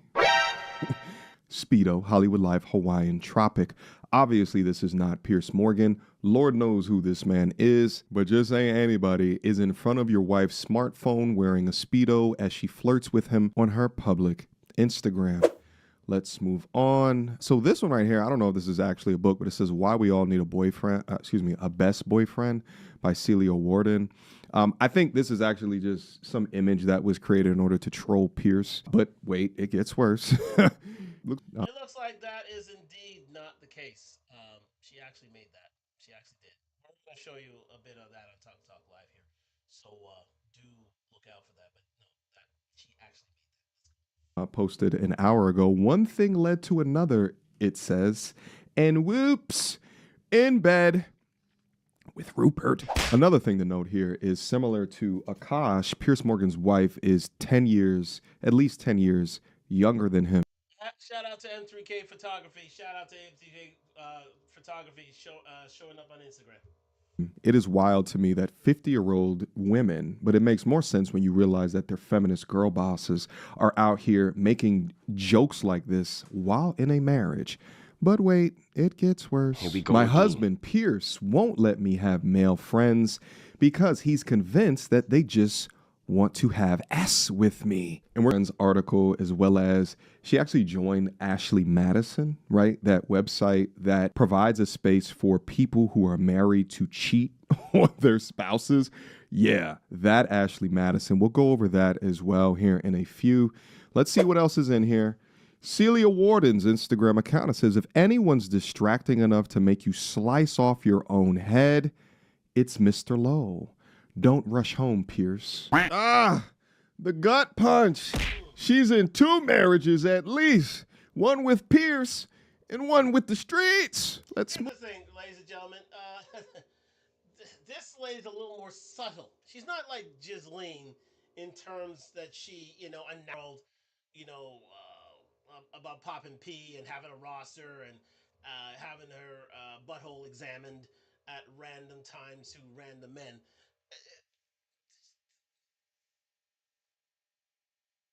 Celia Walden is a lady, so she will do this in print. She'll do this on social media, but she won't get up on her own podcast to insult her husband. She's very subtle, but with that subtlety, she is deadly. Let's continue. Move on. Oh, is that not Lenny Kravitz? No, Lenny got her. Reading Lenny's brilliant memoir and thinking back to a sunny Saturday in Paris, he'd taken a 3-year vow of abstinence at the time. Shame. What is this? I was recently searching for my name online and found she insinuating that she's upset that Lenny was abstinent because she wanted Mr. Kravitz to rock her world. She says shame, but really the shame only goes one way, and for that, Shame. Shame. this woman. Shame. Shame. She clearly does not care. I mean, the Game of Thrones theme, or is it Handmaid's Tale? It's one of the two.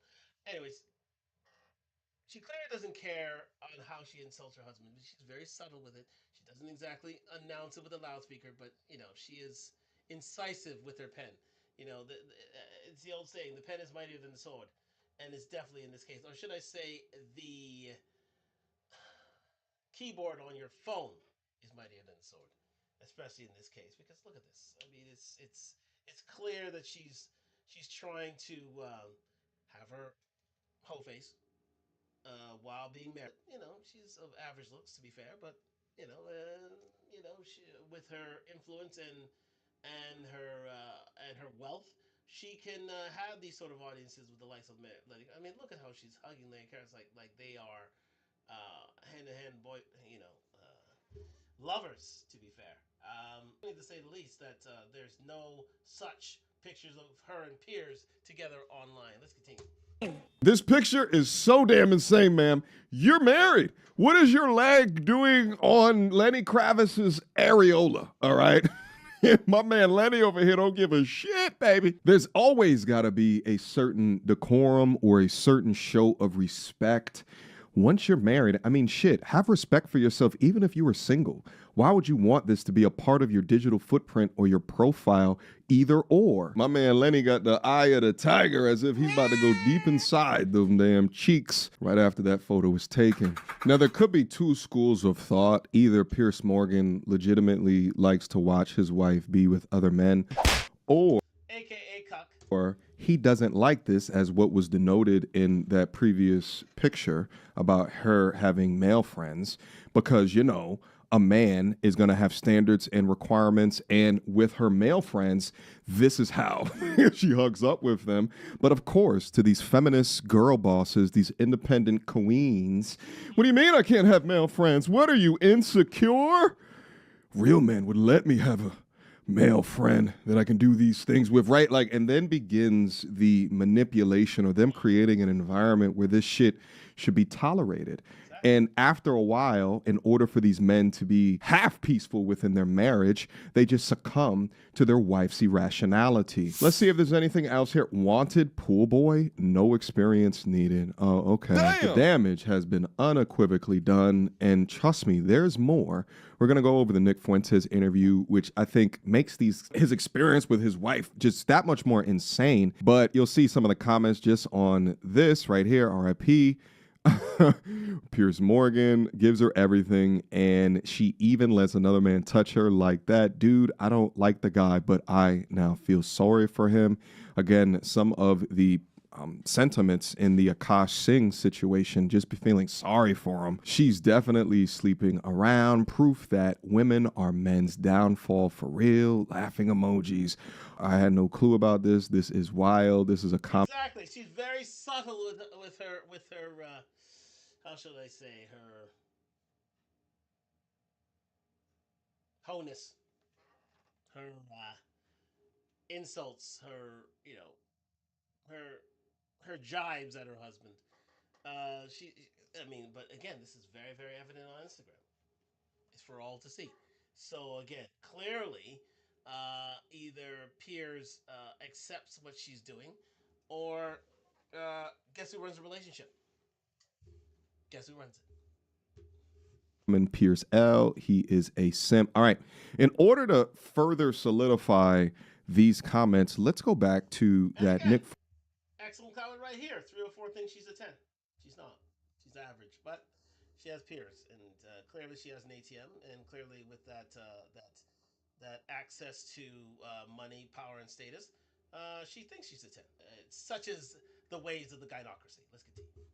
Fuentes interview to see some of his thoughts. So you're basically anti-marriage, really. You've talked about this. You're talking about. Are we done talking about why genocide? Well, no, I'm coming to the same part because you seem very resistant to the idea of marriage. You've never got married. You've talked very scathingly about henpecked husbands. Just take a look. That's true. Guys get to a certain age and they're like, you know what? Women suck. Like, they're talking too much. They're not hot anymore. Like, you're fat, you're chubby, you're not as hot as you think you are. You talk too much, you're a bitch. So we'll obviously get to the brazen misogyny part of that a little later. But okay. I'm just curious. On the one hand, there's this terrible genocide going on of white people. On the other hand, you want people effectively to stop going near women because they all turn out to be so ghastly. What? So they shouldn't presumably procreate. So how does that work? I mean, aren't you, with your rhetoric, actively encouraging men not to associate with... I think when he's talking about genocide of white people, he's talking to the fact that the number of white people in the United States is dwindling to a point where I think by 2030, 2040, that minorities will make up the majority, and white people will be deemed as a quote unquote minority, to be fair. Now, I don't know if those numbers are to be believed, but yeah, because the population the population makeup in the United States is changing. They say that, you know, white people are dying, which is obviously not true, but in the United States, their hegemony in terms of population is indeed dwindling. Let's continue. these ghastly women, therefore not have any more children. Therefore, you are contributing, Nick Fuentes, to the diminishing white population. I'm confused.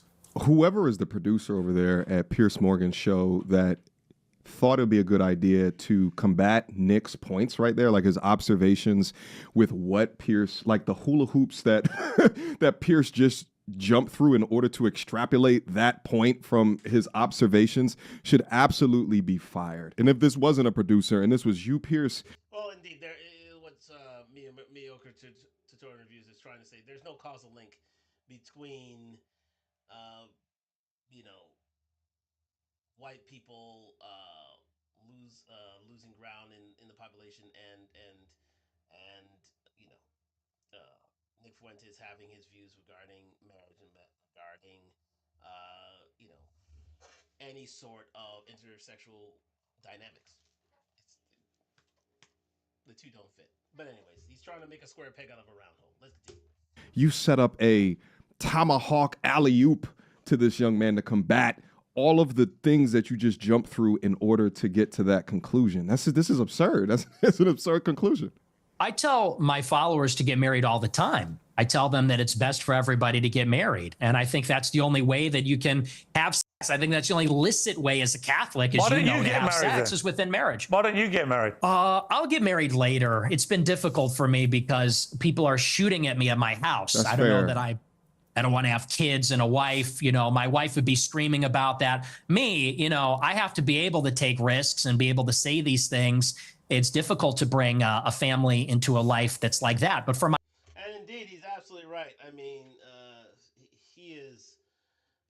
There are death threats against Nick Fuentes, the same as Charlie Kirk. To be fair, he cannot bring a woman into this relationship with him and build a family unless he can be assured of their safety. And I don't think he can at the moment. But that all white commune may be someone who would be able to take Nick on so he can grow that family. But again, something tells me that commune isn't doing exactly as well as it thought. But again, that sort of community would be welcoming to Nick and allow him to grow his family. Let's continue. my followers, I tell them to get married. But what's happening with women? You literally just an told your observation. followers. Well, hang on. In that clip, you literally told followers, women, they get old, they get fat, they get ugly, they get That's an very observation. annoying. So where's the incentive to get married to women? There isn't one. Listen, it's an observation that these things happen. I mean, shit, a lot of this shit actually happens to men, but that wasn't his observation at the time. You cannot then conclude that he's telling men not to get married. That's not what he's saying. This is not a real argument. This just seems like lazy journalism. You're actively telling them. Well, he's trying to appear as a good guy and paint Nick as the one to be feared, the one to be vilified, and it's I think it's a cheap way of doing that, but I think Nick has sort of a point in this. But again, it's a wrong characterization and an improper argument. To be fair, let's continue. You're extrapolating a lot. We can complain. Just quoting you back yourself again. No, but you're extrapolating and saying, well, you say women are annoying, so therefore, what's the incentive? Logically, we have to do it in spite of the fact that they are annoying. We have to do it in spite of the fact that they talk too much. We can get them to lose weight. We can put on peptides. We can get them to the promised land, but it's going to be Do you think this view of women may be why none of them want to go near you? Uh-oh. Oh, you should see my DMs. It is quite the opposite. They're called the Groy bets, and I'm actually batting them away. Granted, not all of them are attractive. Some of them are attractive. Are you actually? Look, just to clear up, one. To be fair, listen, and again, Piers is apt to do this. He is apt to step on toes and not allow a person to complete a thought because he wants to run the show and basically allow an individual their time to retort a subject and give a fair argument, which again allows him to cheat a certain debate. But again, he's a gooner. What am I going to do here? Let's go. Of the many theories about you, I've no idea what the answer is, and you haven't got to answer. But are you actually attracted to women? I am attracted to women. You're not gay? No, but I will say that women are very difficult to be around. Okay. So Very much like Myron. Let's continue. there's that. They should stay at home. Actually, they're known to be online friends, to be fair. See Andrew Tate, Nick Fuentes, and Myron Gaines. Definitely on Rumble. Well, yeah, absolutely. See, basically, you're just a misogynist old dinosaur, aren't you? For a young guy. Yeah. I mean, I know I'm the boo. Again, that's a bit of a Simp moment there, guys. He's really trying to be the white knight here. Oh my God. His wife's attitudes make so much sense. Let's continue. I know I'm the boomer here, but actually, you're a 27-year-old dinosaur, aren't you, Nick Fuentes? All women. I am. All women are annoying. All women grow fossil. old. They all get fat. Says the guy. Have you ever had sex? No, absolutely not. Wow. Says the guy who's never got laid. Okay. That's the thing, though. You boomers, it's You think always you're an get expert in laid. women? But to be fair, and it'll be mentioned later on in the show, Piers Morgan and Nick Fuentes are Roman Catholic, and if you don't believe, and in Catholicism, it is virtuous to withhold your sexual urges until marriage, until you find a certain someone. So you're supposed to be remaining a virgin until marriage, but I guess Piers didn't get that memo. Let's continue. Free love. Given you've never got laid? Wow. Yeah, we are going back to the Stone Age. You're absolutely right. This, you're talking about empathy, and your kids are empathetic, and they would never laugh at a joke about the Holocaust, and you're a misogynist. What? You're a simp yourself. You're totally henpecked. That's the problem. Now, there's a bunch of things that are weird within this. To be fair, on evidence, no lies told. This conversation. First off, I believe they're both Catholic, and within Catholicism, don't they push sex after marriage? So, according to Absolutely, I'm a Catholic myself, and that is true. They usually ask for the men and women to abstain from sexual contact, from any sort of fornication until after the wedding day. to religious doctrine, Nick Fuentes' lifestyle is more in accords. Now, colloquially, I don't personally trust a 30-year-old man that hasn't been inside the deep, sweet, watery walls of a lovely young lady. I think it's a bit weird. I think it's a bit autistic in modern times today, but that's his lifestyle.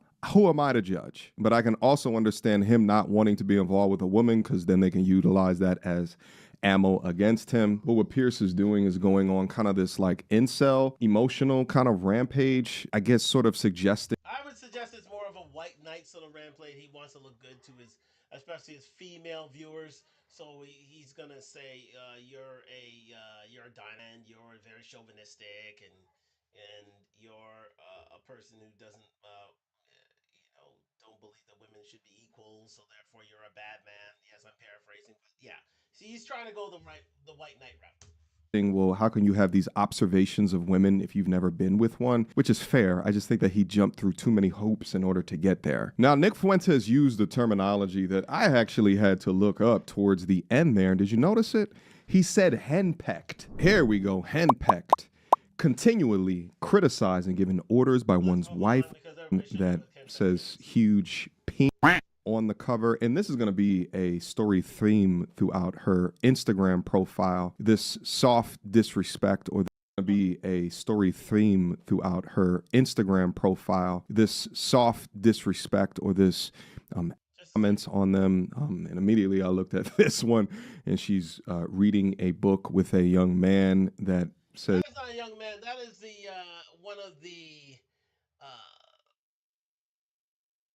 one of the judges from Strictly Come Dancing / Dancing with the Stars. I forget his name. Yes, Bruno Tonioli.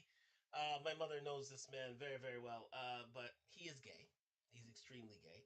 But this is the thing about English humor, for instance. They're always based on irony.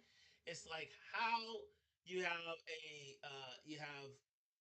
against Celia Walden and Bruno Tonioli looking at big penises when they're both interested in the same thing, right? So it's a bit of a play on words. It's like, yes, we're comparing notes here on big P's because big penises because they're both interested in them. One being gay, one being straight.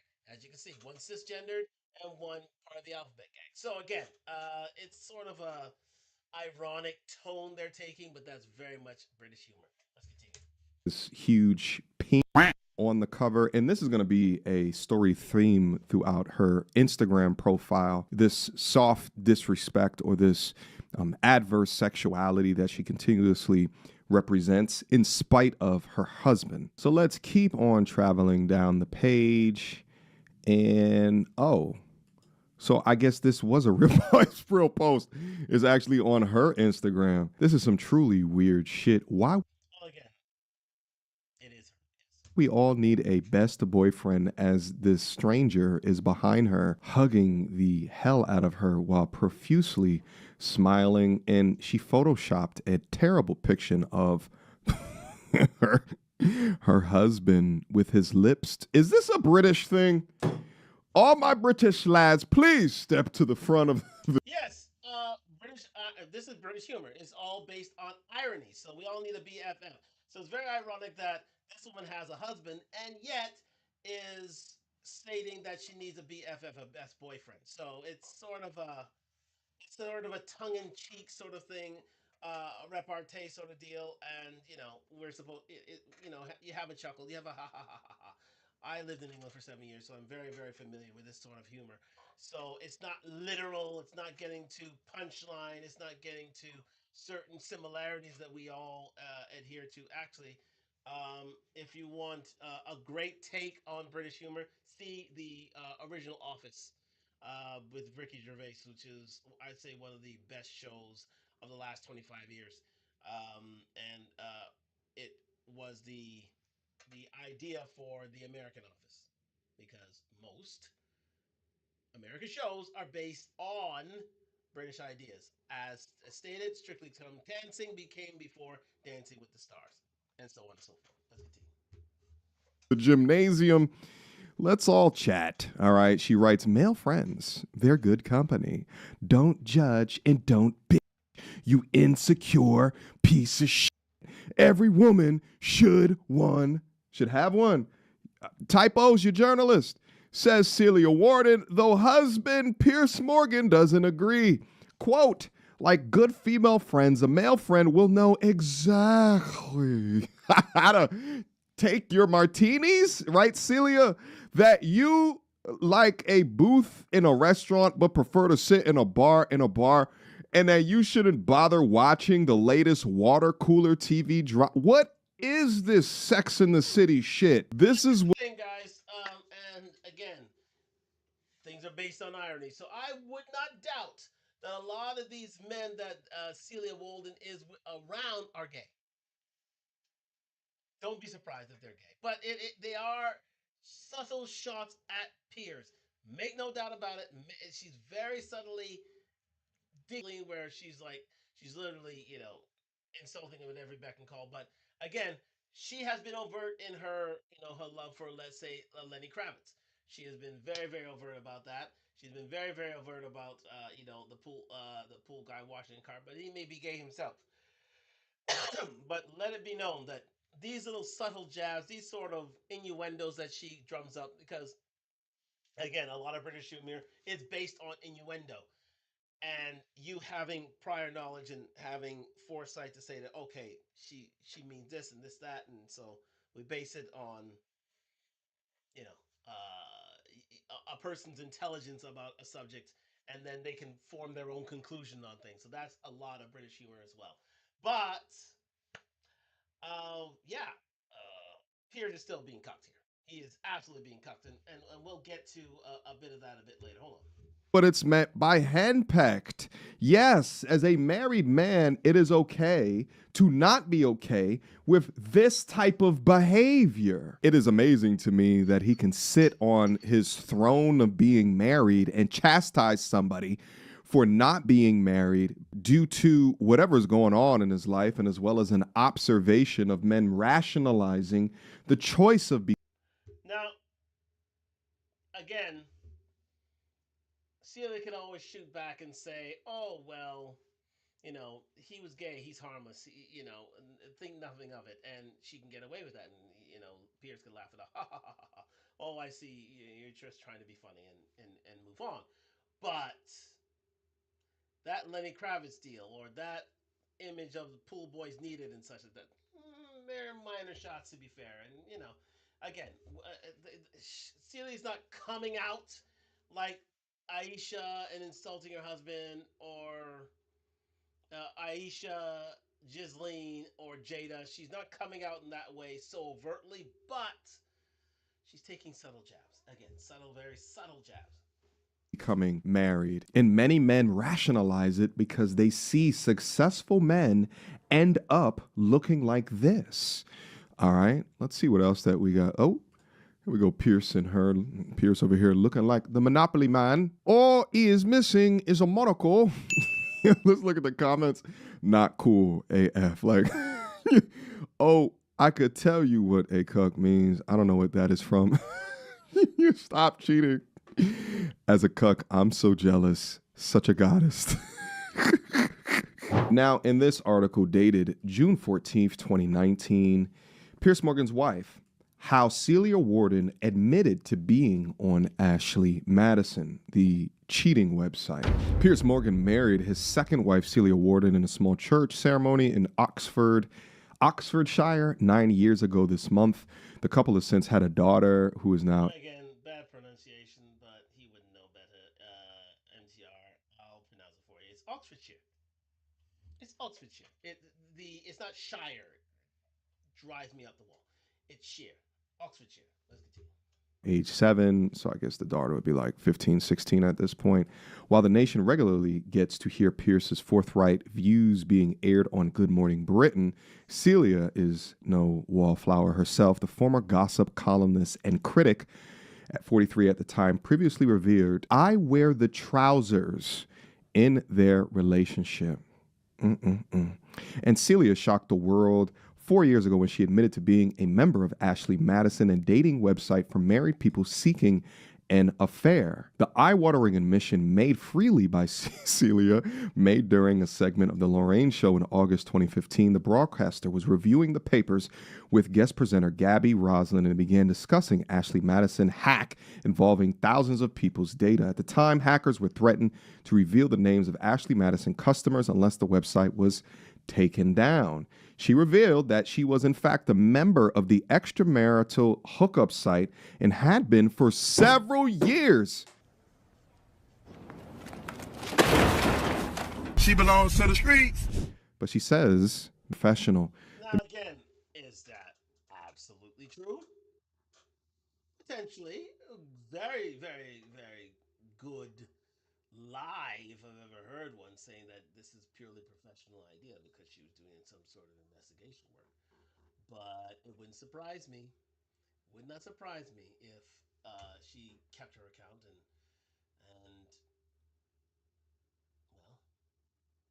well, you know the rest. Mary Mom said that she had signed up years prior in order to conduct some research into the company's founder, Noel Bitterman. Celia said she was then asked if she might try the website firsthand, which she did by sending some tawdry messages to men. Okay, yeah, so it went beyond professional. And here goes a photo of them together. Hackers have said we're going to release all the details, the bank details, the passwords, and the names of 37,000 people who are on the site. 37,000 people are on there? Yes, and a huge amount of those are in Britain. And these have now, it's all out there as of this morning. So I'm going to be in trouble for one thing. But are you on there? I actually probably will be, because here's the funny thing. When they first started Ashley Madison, I was sent to interview the owner of it, or the runner of it. And we decided that it would be a good idea for me to go on there. See, there you go. And so it seems all innocent because she was doing investigative reporting. She wanted to go see the head of Ashley Madison to discuss what this website is all about. So she, in order to do that, she needed to be a member. Now, has she taken down her membership to Ashley Madison?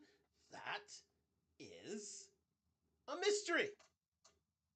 But it wouldn't be surprised me if she didn't, because Lord knows Piers is, always bi-coastal and he's transatlantic. He's sometimes in the States and he's sometimes here, and he's doing using that sort of life. And during those years, especially during those naughty years, those 2010s to 2020s, Piers had his job at CNN and also in England. So again, he was uh, running back and forth. So it could be that she could have had an affair if given the opportunity. Let's continue. This is a joint discussion with your damn husband, or did you just decide? Now, that Ashley Madison piece was like 5 or so years ago. She said that she was on it for a couple of years. Combine that with this article that Celia Warden wrote little over 3 years ago. Title of this particular article, this is posted to The Guardian. I love you, but I don't want to see you for the next 6 weeks. The case for the marriage sabbatical. The journalist Celia Walden recently wrote about taking a 6-week marriage sabbatical, as in 6 weeks away from my husband and the marriage. In a post-COVID context, probably many couples who could do with a breather. But 6 weeks seems a little extreme. Where would you go for the whole 6 weeks? I don't know, Celia, where would you go? Would you have to stay in a hotel? But once Probably Paris. you know she is married to Pierce Morgan, the real mystery is why take a sabbatical at all when you could be sending out CVs. It is a particularly long read, and I refuse to go through it. I just absolutely refuse. I skimmed it, and it's just all of this drivel, all of this nonsense. But it's written in the tone of a Sex and the City cosmopolitan producer. You've heard her say before that she wears the pants, i.e., he's henpecked. This sabbatical is something that she instituted. It was her choice. She refuses to not let men within her life touch her, even though she acknowledges that Pierce doesn't like it, right?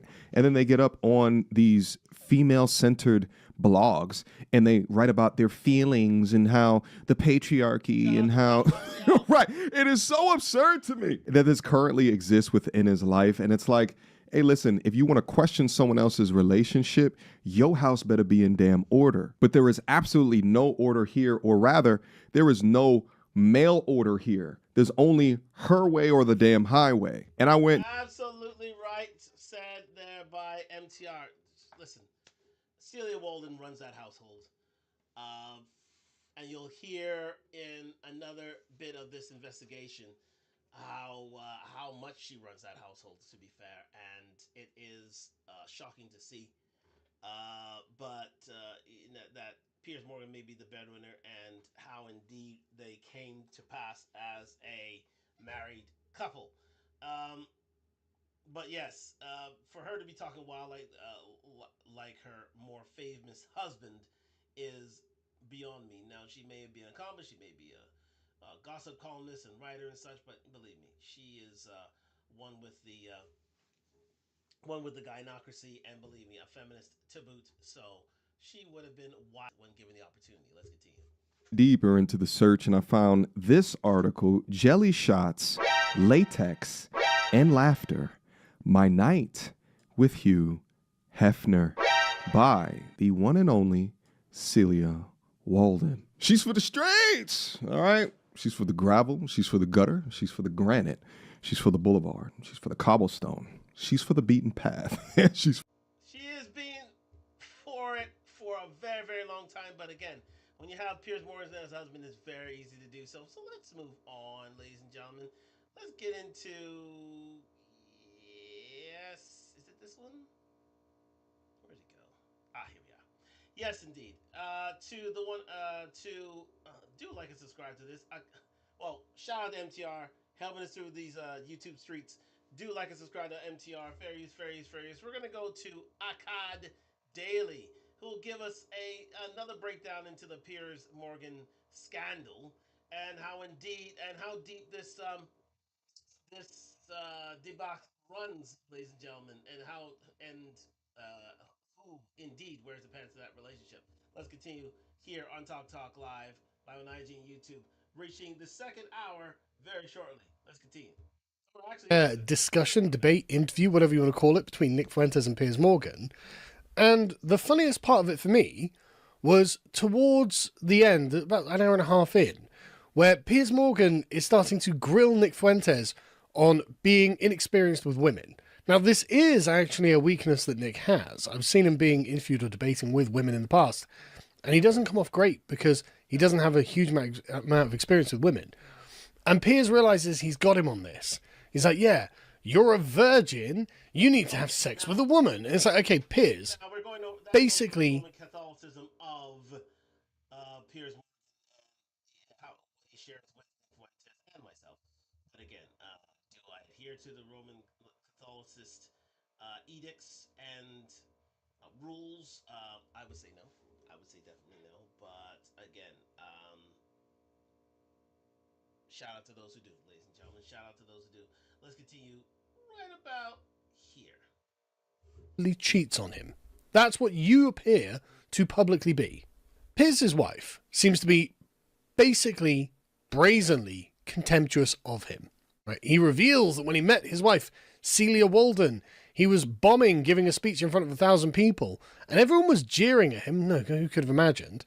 And the only person laughing was Celia, who was laughing at him. She was really laughing at my discomfort. So, the very first time he meets her, he is a clown to her. He is a figure of fun to her. She thinks he is fucking ridiculous. And she really just doesn't seem to give a shit whether he exists or not. So if you're being, and Myra will go into this a bit later, if you are meeting up with someone and it's not exactly your leading light, it's gonna take a while. It's gonna take a long time for you to get your frame back, especially with women of the fair sex. She took pity on you rather than actually like you. She didn't see you as quirky. She didn't see you as funny. She didn't see you as ironic. She saw you as someone to feel pity for. And listen, we'll get into how pitiful he was going forward. Piers admitted that Celia has forgotten their anniversary every single year since they tied the knot in 2010. Speaking on Lorraine, he revealed she's forgotten it for 9 consecutive years. It's just like I'm not in her airspace at all, so I have a wife who never remembers our anniversary. That's really unusual, Piers. It really makes it look like she doesn't love you, like she doesn't really want to be with you, like she's not attracted to you, and you're actually a bit of a burden that she spends her time mocking. And I'm guessing it's literally that she's with you for the money. And As with Jasleen, ladies and gentlemen, she's there for the money. Celia Wallen is there Piers Morgan's money. You'll see why in a minute. But again, the same thing with Jasleen. Jasleen said she got a lick here, might as well stick around. The same thing with Jada Pinkett Smith. She was there for the money. She didn't really like him. She liked Tupac. She had her children write letters to Tupac on why he died and why'd you go away so soon. Okay. Anyways, ladies and Jada, we went on 10. I can rant at that lady all day long. Let's go. Be the status as well. And it just gets better from there. She admitted, no, she wasn't impressed at all with him. She joked that she wasn't too impressed with her first encounter and was unsure about even posing for a picture with him. So he came across as a loser and a simp. May 2005, seconds after we first met, I remember thinking, do I really want to have my picture taken? After he left Good Morning Britain, there was a double-page spread in The Sun that she posted on her Instagram that said literally, please hire my husband. I'm sick of having to look at him every morning. She told The Sun, being married to Piers is basically one very long eye roll. But what people don't realise about Piers is he's usually very quiet at home because he's exhausted himself. The only reason I'm sad about him leaving Good Morning Britain, and the fact that I wake up and there he is staring back at me morning after morning. Unfortunately, he's got all of his energy back now, so please someone give him a job. Like, okay, your wife seems to have no respect for you. No, he's on a timer. As much money as Piers Morgan has made in his lifetime, and he will make again, believe me, guys. The fact of the matter is, if you're not producing, just get out of my face, because there is no love. There is no love between these two. There was no love. It was basically a one way. It was unilateral love from Piers to Celia, and not the other way around. That's why she can get away with all these ironic posts on Instagram. That's why she can, be wild with Lenny Kravitz and the pool boy. It's clear to see that this is a one way street, and like I've always said here in Talk Talk Live, you treat her like a star, she'll treat you like a fan. Clearly, she sees Piers as a fan and not some romantic interest of any kind. Let's continue. And she seems to genuinely not really like you very much, Piers. And there are a weird number of articles that make Piers look just like an embarrassing simp, frankly. Apparently he crashed his car on their first date because he was too busy staring at her legs. And he gets into an argument with some guy. They followed an incredibly hostile exchange. I was quite taken aback and asked if that happens to him, and he said, yeah, a lot. So he's just generally hated by the general public, right? Unashamedly sycophantic. He describes Celia in the resulting GQ article as ridiculously beautiful, inspiring equal doses of admiration, lust, and fear. See? Ridiculous. Read that again. Ridiculously beautiful, inspiring equal doses of admiration, lust, and fear. You should not fear a wife. She should fear you. It shouldn't be the other way around. So clearly, she's running this relationship to its eventual end or to its tolerance. But make no mistake about it, Piers is indeed Sir Cuck, Sir Simp in this relationship.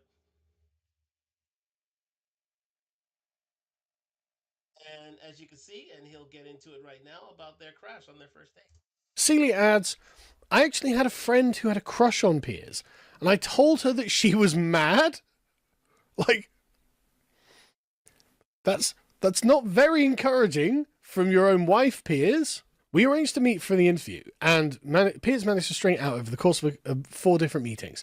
He kept saying, yeah, there are a few things I didn't quite get, and each of these meetings ended up with us having more and more alcohol until eventually he declared his real motivations and says, the thing is, you tick every single one of my boxes. And I said, well, that's weird because you don't tick any of mine. And now look at me, cue a resigned sigh. I reckon that she was like this unattractive beta. He's insufferable. I'm not attracted to him at all. In fact, I think he's a clown. However, he is fabulously wealthy, isn't he? He does have 3 mansions. So, maybe I can just accept his gifts. And she says, I wasn't caving at all. So Piers started aggressively pursuing me in the most bizarre way possible. Okay. Like, literally, she's giving everyone the indication that this is not a equally yoked engagement and relationship. She's simply there for the money. She says it in this interview. But Piers is so smitten by her, he tolerates it. It's the whole thing. Lust and fear is what drives this relationship. It isn't love. Love is not any part of that. She makes him look good, and he makes her rich. This is strictly a transactional relationship. Just like Jasleen, she said, because if Aakash didn't have money, she wouldn't be there. If Steph was a high school coach, she would soon leave him too. And so would Jada Will if he wasn't an A-list celebrity. These are all transactional relationships. No matter what guys, no matter what sort of alchemy involved here.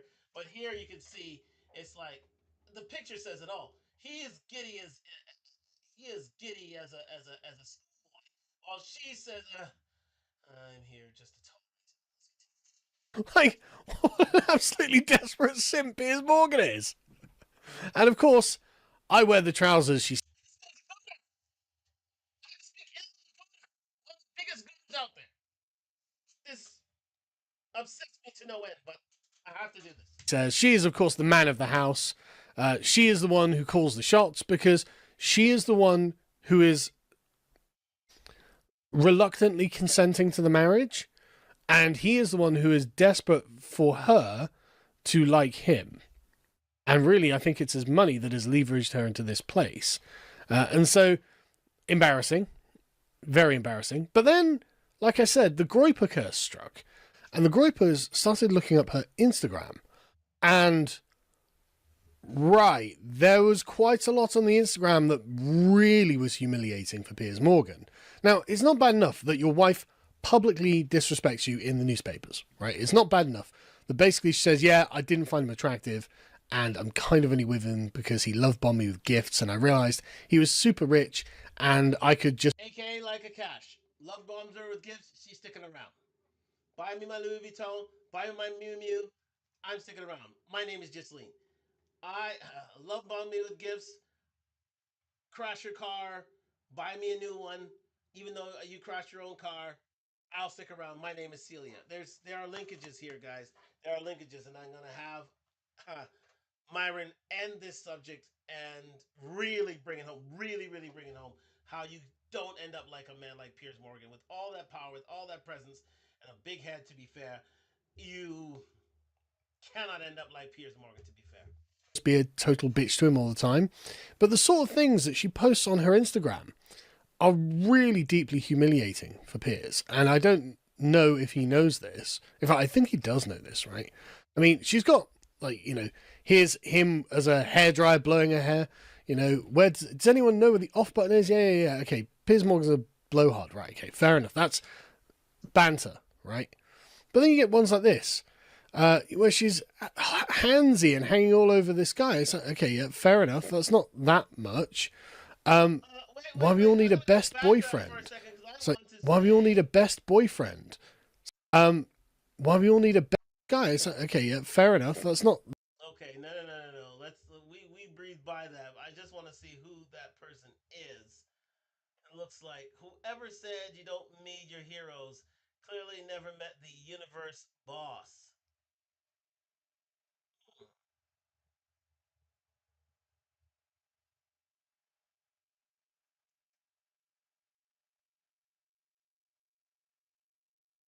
Universe boss looks like a reggae artist.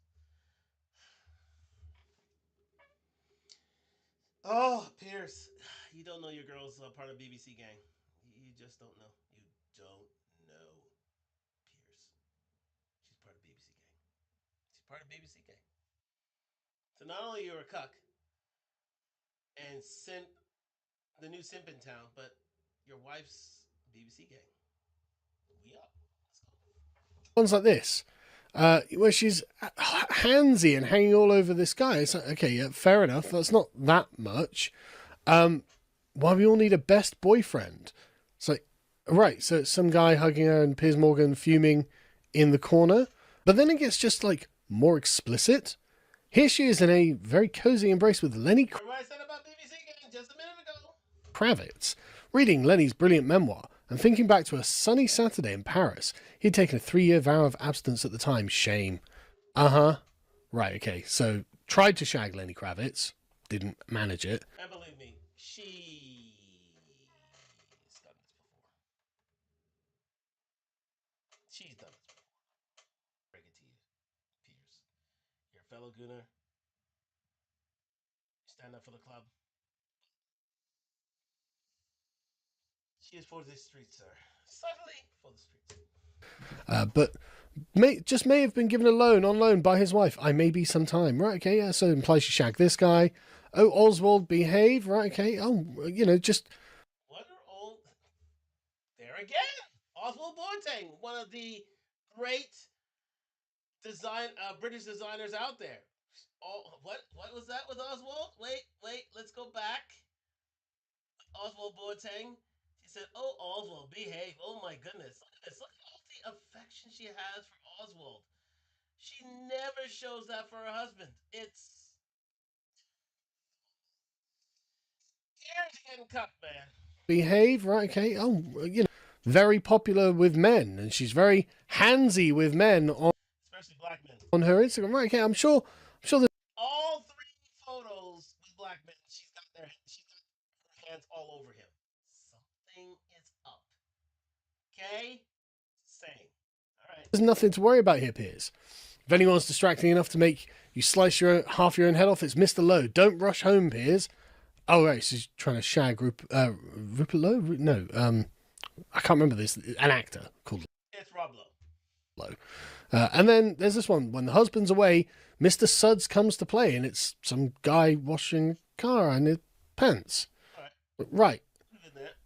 Okay. Husband Piers Morgan doesn't like me to have male friends because he's convinced they want to have sex. They want to have sex with me. It seems that you want to have sex with them. It seems that you're publicly humiliating your husband by suggesting any other man on earth is desirable apart from him. But to be fair, all of this could just be passed off as, well, you know, it's just banter. It's just me, ha ha ha. I'm just being so funny on my Instagram, humiliating my stupid, fat, annoying husband. Yes, absolutely true. Her husband doesn't want her to have male friends, but yeah, I totally agree. But does it stop her? No. She's taking pictures of different men at all times. She's posting on Instagram with different men. And the thing about it is, she suddenly said, "Oh, he's gay, he's harmless." But every now and again, she gets a CIS guy in there, especially of the black variety, if you know what I mean. So, just saying, this girl is definitely on the low, but definitely insulting Piers. Piers, sorry, you're the new simp in town. Let's go. Okay. That's not very nice. Doesn't seem very respectful of him. But I guess Piers Morgan is such a simp that he's prepared to accept the public humiliation for decades now. But that's not proof that she's done anything. I mean, is having an account on Ashley Madison proof, though? I think if your wife or husband has an account on Ashley Madison, then it's probably fair to say they are definitely cheating on you. Well, again, this is supposed to be for, journalistic purposes that she's on Ashley Madison. She may still have Ashley Madison.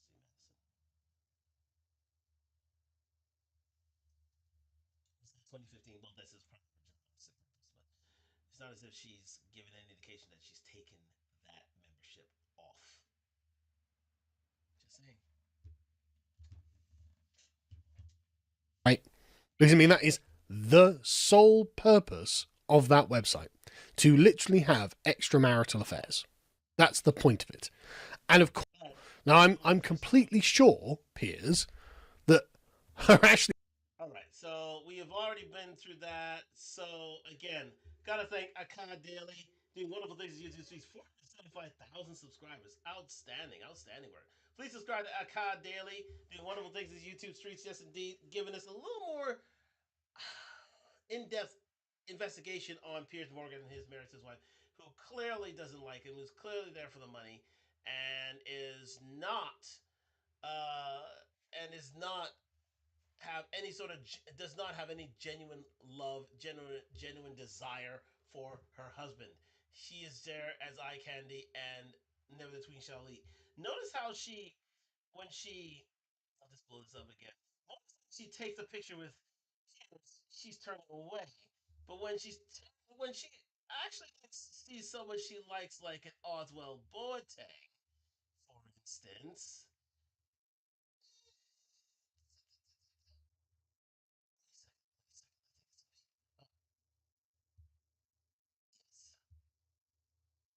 There you go. With Universe Boss, or with Oswald or with Lenny Kravitz, or with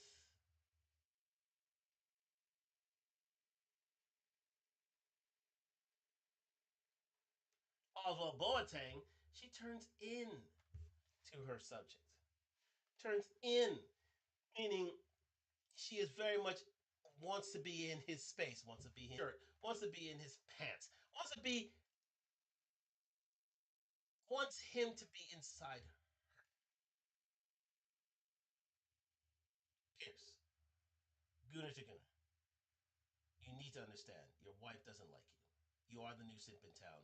You are the cuck that she has always been waiting for. You are that ATM. And we're gonna finish off here. Shout out to Aakash Daily, doing wonderful things on YouTube streets. Just wondering how she takes her pictures, leaning in, and then with Piers. Well, let's just call it one more again. Hold on. There she is. She is leaning out. I don't want to be with him. Out. I don't want to see it. I don't want to be around him. I don't want to touch him. I'm just here for the money, people. Body language is real, real, real. Okay, let's get into Myron to finish up here and take us into why Pierce is a new simp in town. We live in a globalized sexual marketplace. What does this mean? This means that women have more access than ever before to an abundance of men from all over the world. Okay? A woman that would have been limited geographically to find a mate in her immediate geographic vicinity can now go ahead and access men all across the world. And I liken this almost to the female chess piece for the queen, right? The queen, as you guys know that play chess, she can move in any Great analogy here. Listen up. direction that she wants, right? As many spaces as she wants. One of the most powerful pieces on the board. However, if you lose your queen and she dies, if you get a pawn across the board, you can turn it into a queen and now you're good, right? And this speaks to a bigger situation, and that situation is this: since women have all the leverage and latitude in dating and courtship and relationships in 2025 in this modern day age, you must be a pinnacle guy. And when I say you must be a pinnacle guy, what I mean by this is you have to have your money on point. You need to be in good shape. You need to be charming and charismatic and a good speaker. You got to be funny. You got to be respected by your peers or in your industry, right? When you walk into a room, your reputation should precede you. You have to have all these different things in line, okay? Now, why am I saying this? The reason why I'm saying this is because if you're deficient in one thing, that thing will come back to hurt you tenfold. Case in point with Piers Morgan. He is inefficient. He has his money on point. He's witty. He's funny when he needs to be. However, he's out of shape. And clearly is not exactly a GQ model. So he is going to be punished for that point, as Myron will speak on right now. Okay? Let's use Pierce, for example. Pierce is a world-renowned journalist, extremely famous, extremely wealthy, right? I wouldn't be surprised if his net worth isn't somewhere between $20 to $100 million, right? Internationally recognized, respected broadcaster, etc. What are his weak points? Well, he has an egalitarian mindset with men and women, which means that he treats his wife as an equal, and he's not really in shape. Not really the best looker. Pause. Well, he lets his wife run the relationship, and again, he's not the best looker. He's right. You can see that he's aged a bit. Hair's getting gray. You know, got the turkey neck going on. So, though he has money and status, which I told you guys are some of the biggest amplifiers, he's not physically attractive, unfortunately. Pause. So if you guys notice, what is his wife craving on her Instagram? Men that are in good shape, that are younger. That And black guys. have some semblance of youth and attractiveness. Remember, Lenny Kravitz is nearly as old as Piers Morgan. Let me put this to the test here quick.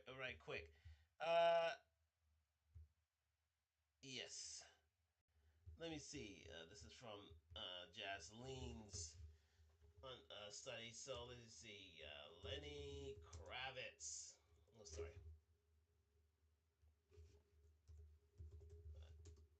Yes. Lenny Kravitz is...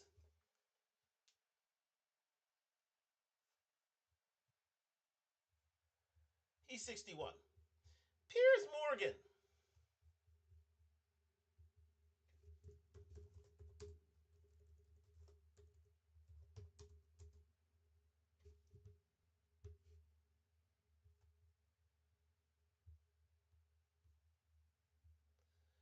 Piers Morgan is 60 years old.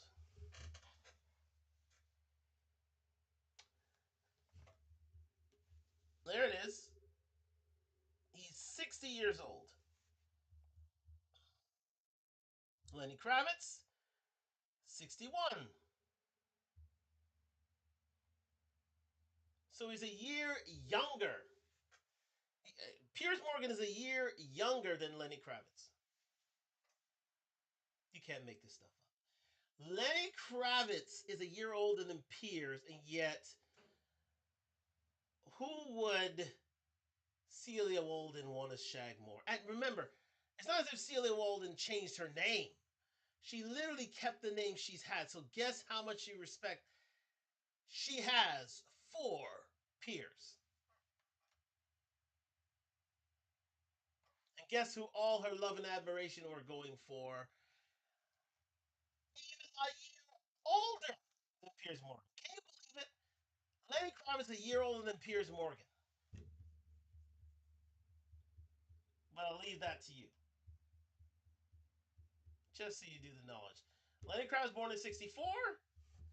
Piers Morgan born in 65. Make that make sense. Right? We saw the picture of her with the pool boy lying there like this, being a 304.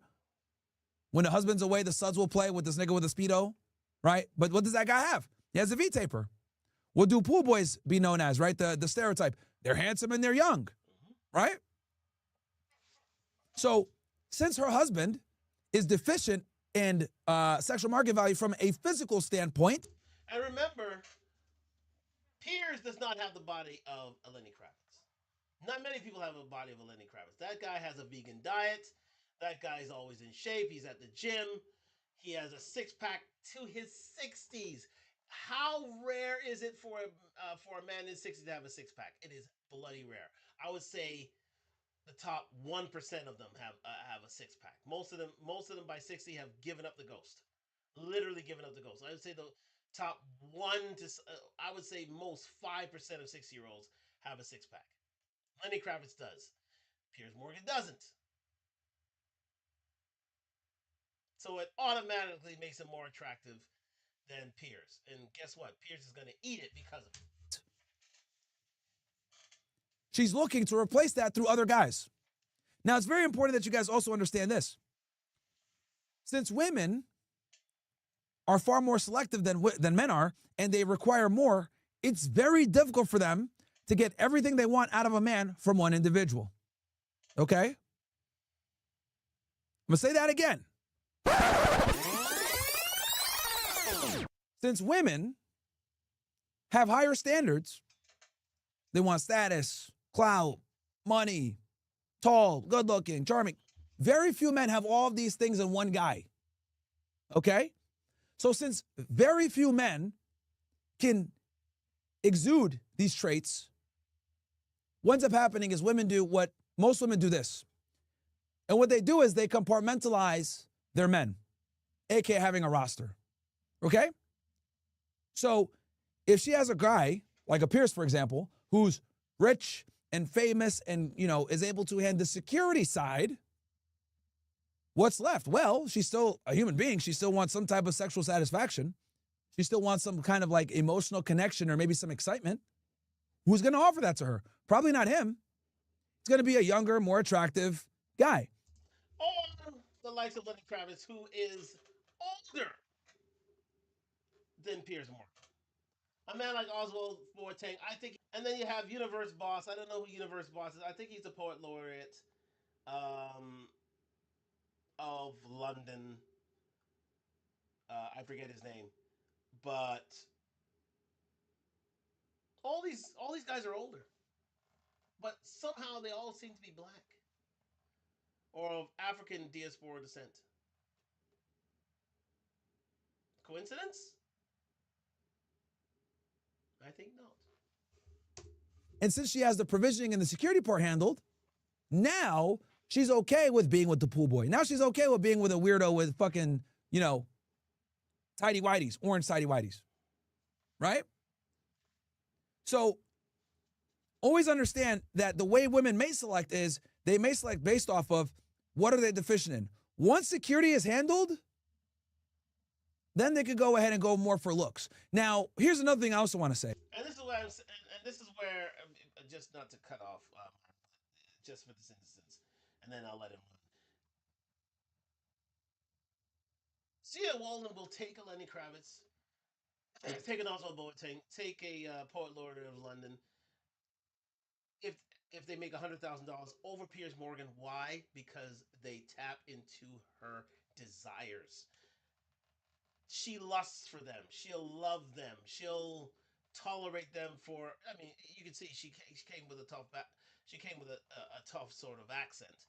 If you didn't know. I can detect these things. However, she'll take a black man who's earning less, but who will give her more desire because they have their looks in check. Oswald Boateng is known as a guy in shape. So is Lenny Kravitz. So is World Boss guy here. They don't have no goiters going on here. They are sharp dudes, maybe older, but she'll still give them love, affection, attraction simply because they keep themselves in shape. That is something that Piers Morgan didn't do. So guess what? He has to simp in order to get what he wants, and money can't buy you love. She's an older female, okay? As an older female, like what ends up happening is like these girls get like a second wind sexually. A lot of these older women, you know, they always say, oh yeah, a woman in her 35 is in her sexual prime, blah, blah. No, she just ends up, you know, deciding, I didn't, you know, maybe I have fear of missing out. I didn't get the hot guys, or maybe she was with a boring ass husband. You know, that's when they might want to go ahead and have their second run. That's pretty much what's going on with his wife, right? And this is why I tell y'all, nobody's safe, okay? Nobody's safe. And the only thing you can really do as a guy is ensure that you are maxed out in every single thing that you can control. And even then, you're not safe because if you take a look at the likes of like Tom Brady, take a look at the likes of a Brad Pitt to a certain extent. Take a look at the likes of let's see here. Tom Brady would be an excellent point. Yes, Will Smith, Steph Curry, what, Akash Singh.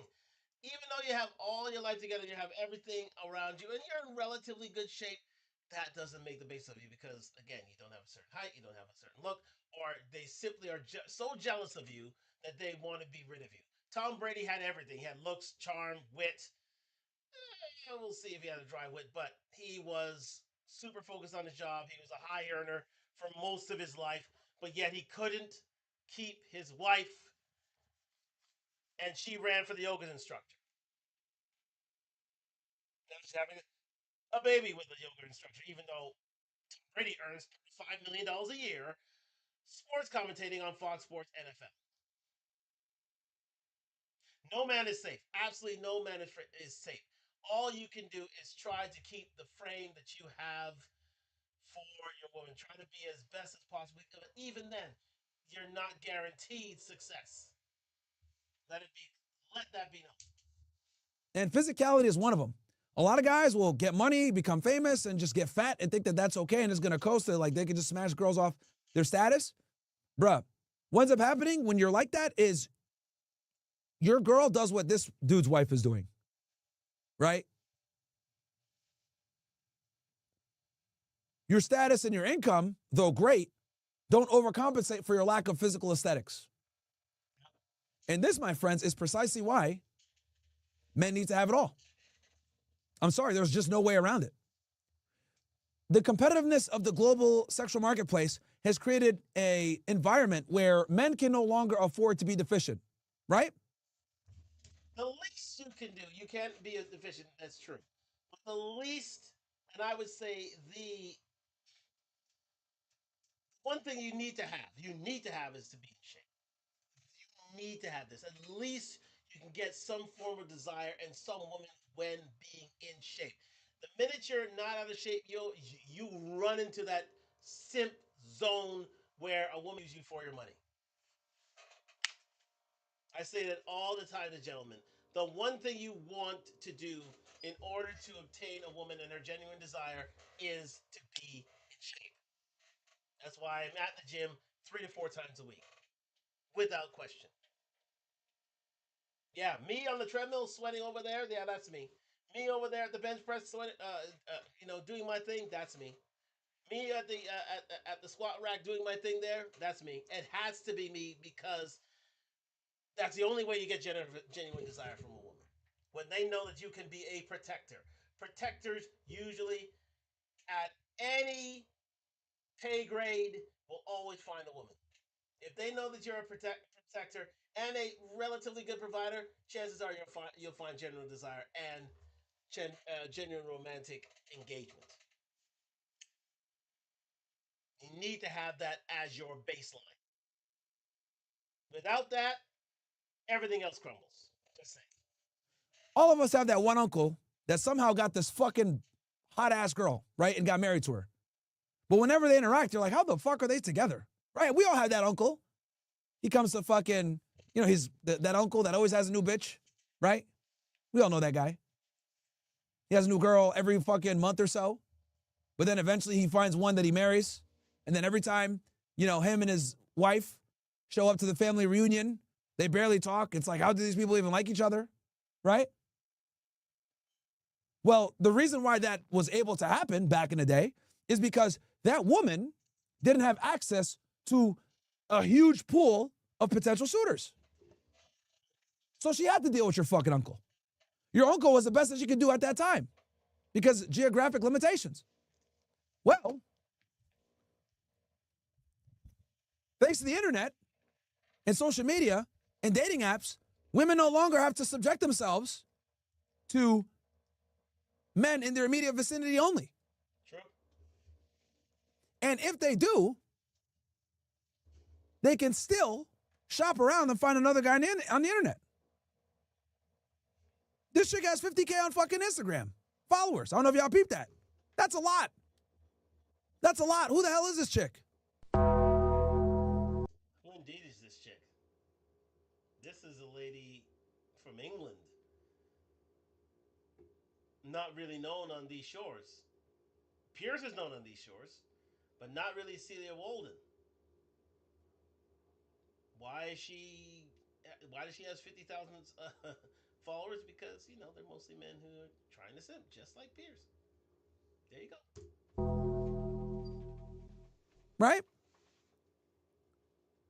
So it's very important that you guys understand that this is the new sexual marketplace that we're in. If you're deficient in something, it will come back to bite you in the ass. Simple as that. If you have money but you're a simp, you'll get used. If you're handsome but poor, girls won't stay with you long term. You won't be able to retain her. If you have game and nothing else, yeah, you'll get lays here and there, but it'll be very difficult for you to get women to take you seriously. This is why you have to have it all, guys. If you want to be able to have a woman who's submissive, attractive, doesn't have an eye for other men, number one, you got to find the right girl. That's a part of it. Some girls are 304s. You'll never be able to fucking fix their bad habits. And you have to mitigate all issues. Now, I'm here to tell you guys, and let me be explicitly clear about this. Having it all isn't going to save you guys. Remember that Tom Brady idea? Yep.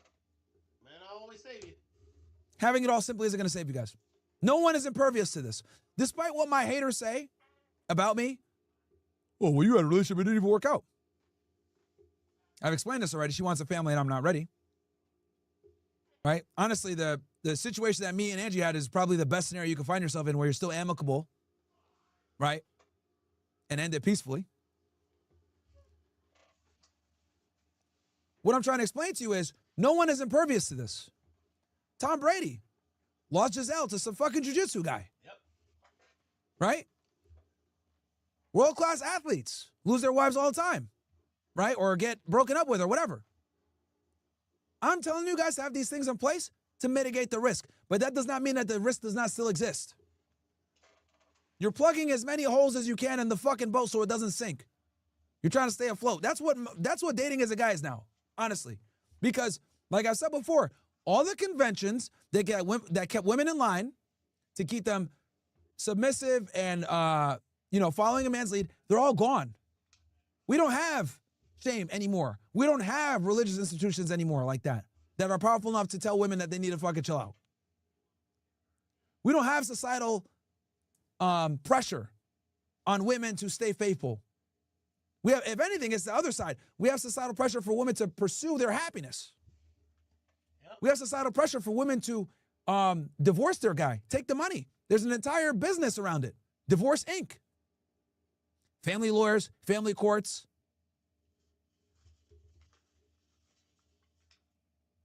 You know? And all this under the guise of feminism, to be fair. We're going to finish up with Myron, then we're going to close out. Child daycare. Like, there's an entire infrastructure set around the divorce industry and the marriage industry. So they're incentivized for financial reasons to keep it going. So there's really no plus, right? If we're being extremely pragmatic here, there's really no like serious tangible plus for a woman to stay in a relationship if she's not happy. If she's not happy, she can leave and still get a lot of the benefits. And that is why the divorce rates are fucking through the roof. This is why women initiate 80, 90% of the divorces. They only get rewarded for doing so. So this is what you guys have to understand when you get into this dating marketplace, is that a lot of the fucking conventions that were put in place to, how do I say this? To contain hypergamy, they're cooked. They're gone. Shame, religion, society, the patriarchy, traditionalism, all gone.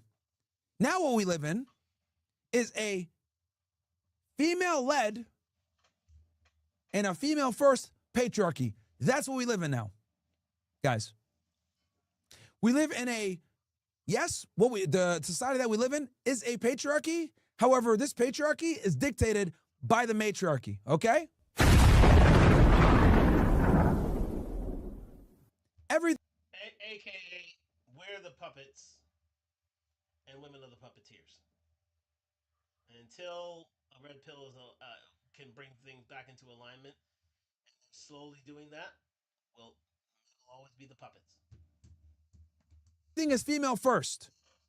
Though men control the monopoly of force, and men run and control most of the wealth and the leadership, etc., all of the leadership and all of the legislation and all of the things that come out are overwhelmingly pro-woman over pro-man, despite the fact that men lead the charge. Now, I'm not surprised. Women have been able to kind of get their way with male leadership for a long time. So what women have effectively done is they put men in the leadership role physically, right? So that they bear the brunt of protection and monopoly of force, all this is bullshit. But these men in power legislate and normalize laws and cultural norms that inherently benefit women. Right? In other words, they can encourage women's bad behavior through different laws and different social mores, and yeah, it's not exactly good for men. They do not benefit. Right? So you need to like take the red pill and understand what type of world that we live in. On the outside, you could say, oh, well, it's a patriarchy. But the reality is that it's a gynocentric social fucking order. That's what it really is. That is propped up by the patriarchy. I'll give you a perfect example of this. You and your fucking girl get into a fight. Welcome, punch! Right? She calls 911. These niggas show up. Right? Though it's male cops that are going to show up, what are they going to do? Well, we know statistically speaking, more than likely, they're going to arrest your fucking ass, not her. Men overwhelmingly get arrested more for domestic violence situations than women do. We also know that let's say the cops arrest both y'all. Let's assume we get a situation where we got some unbiased cops and they come in and they arrest both y'all. Who's going to do less time? Well, if you guys both get killed less time, then you do. So even though we live on the outside with the facade of this patriarchy, the social order and the way that we do things is always more beneficial to women than men. So women are able to effectively utilize the protection, ingenuity, societal marvels that men have created to their advantage long term. That's where we are. And that is indeed where we're going to stop, ladies and gentlemen. And again, thank you very much for Myron for outlining things here. So we're going to get back to the main screen. Thank you very much for all of our participants, including MTR, including Myron Gaines X, and including Akkad Daily. Do sign up. Do like and subscribe to all these people doing wonderful things in YouTube streets. But we're going to go back to the full camera here, and yes, we're just going to finish up by saying this. Akash Singh is still the king of the Simps. However, there's the new contender in town. But let me say this: with regards to Piers, he's not exactly overtly um, overtly a simp. I think his wife. Let me say this: she's not exactly on social media telling everybody. That's what I'm saying. Where I'm saying she is a simp. She's not exactly going out and telling everybody she's a simp. For the world to see, uh, like she's the simp lord. She's not exactly trying to insult and make Piers a simp through social media, through her announcing these things. She's very subtle. She does it through print, and really you have to read said fine print in order to find the symptom. But again, Piers is very, very much so. You can see that his wife doesn't love him. She's really, really into BBC, to be fair, and she needs a humbling, and she needs to realize that Piers is the man of the relationship. He is the high earner, but again, after that interview with Nick Fuentes, it doesn't look like Piers is willing to learn about the red pill, nor is he willing to take steps in order to not be taken advantage of by Celia Walden. So here we are, the new Simpson town. His name is Piers Morgan, and it pains me to say he's a gooner. And it pains me to say him being used like this is hope that he can snap out of it. The first rule of not having male friends is one thing. That's one way of doing things, but also you have to clamp down on your wife's rhetoric, because it is really debasing your relationship, and it is unsavory to say the least, and you need to get that stopped. But again, there's still pales in comparison to the one they call King Simp Akash. Thank you very much for joining me here on Talk Live. We'll be back tomorrow night. Tomorrow night we'll be talking about Brian McKnight. He recently had a viral conversation with Anton Daniels. I want to let you, and he did it as a cautionary tale to all men out there with regards to divorce, because he recently divorced his wife. Well, I wouldn't say recently; it was happened way back in 2003. But he recently married. Well, I wouldn't say, I would say recently. It was about 10 years ago. He married his wife, but thousands of child support, thousands out. We're going to get into that. We're going to hear from the other side. Hill and Brian McKnight's son, Brian McKnight Jr., and his former and his ex-wife, and see indeed why things broke down and why we, as society and in particular men, need to hear it. So thank you very much for joining me here and Talk live at IG and YouTube. Like, subscribe, comment on the road to 1,000 subscribers. We're going to get out of here. It's already gone nearly 3 hours, probably one of the longest shows we've ever done, but I had to get this all out because this simp culture and behavior needs to end with good effect and immediate effect. So thank you very much for joining me here and Talk live at IG and YouTube. We're going to say good night on Instagram, which held up again, and good night from YouTube. Saying good night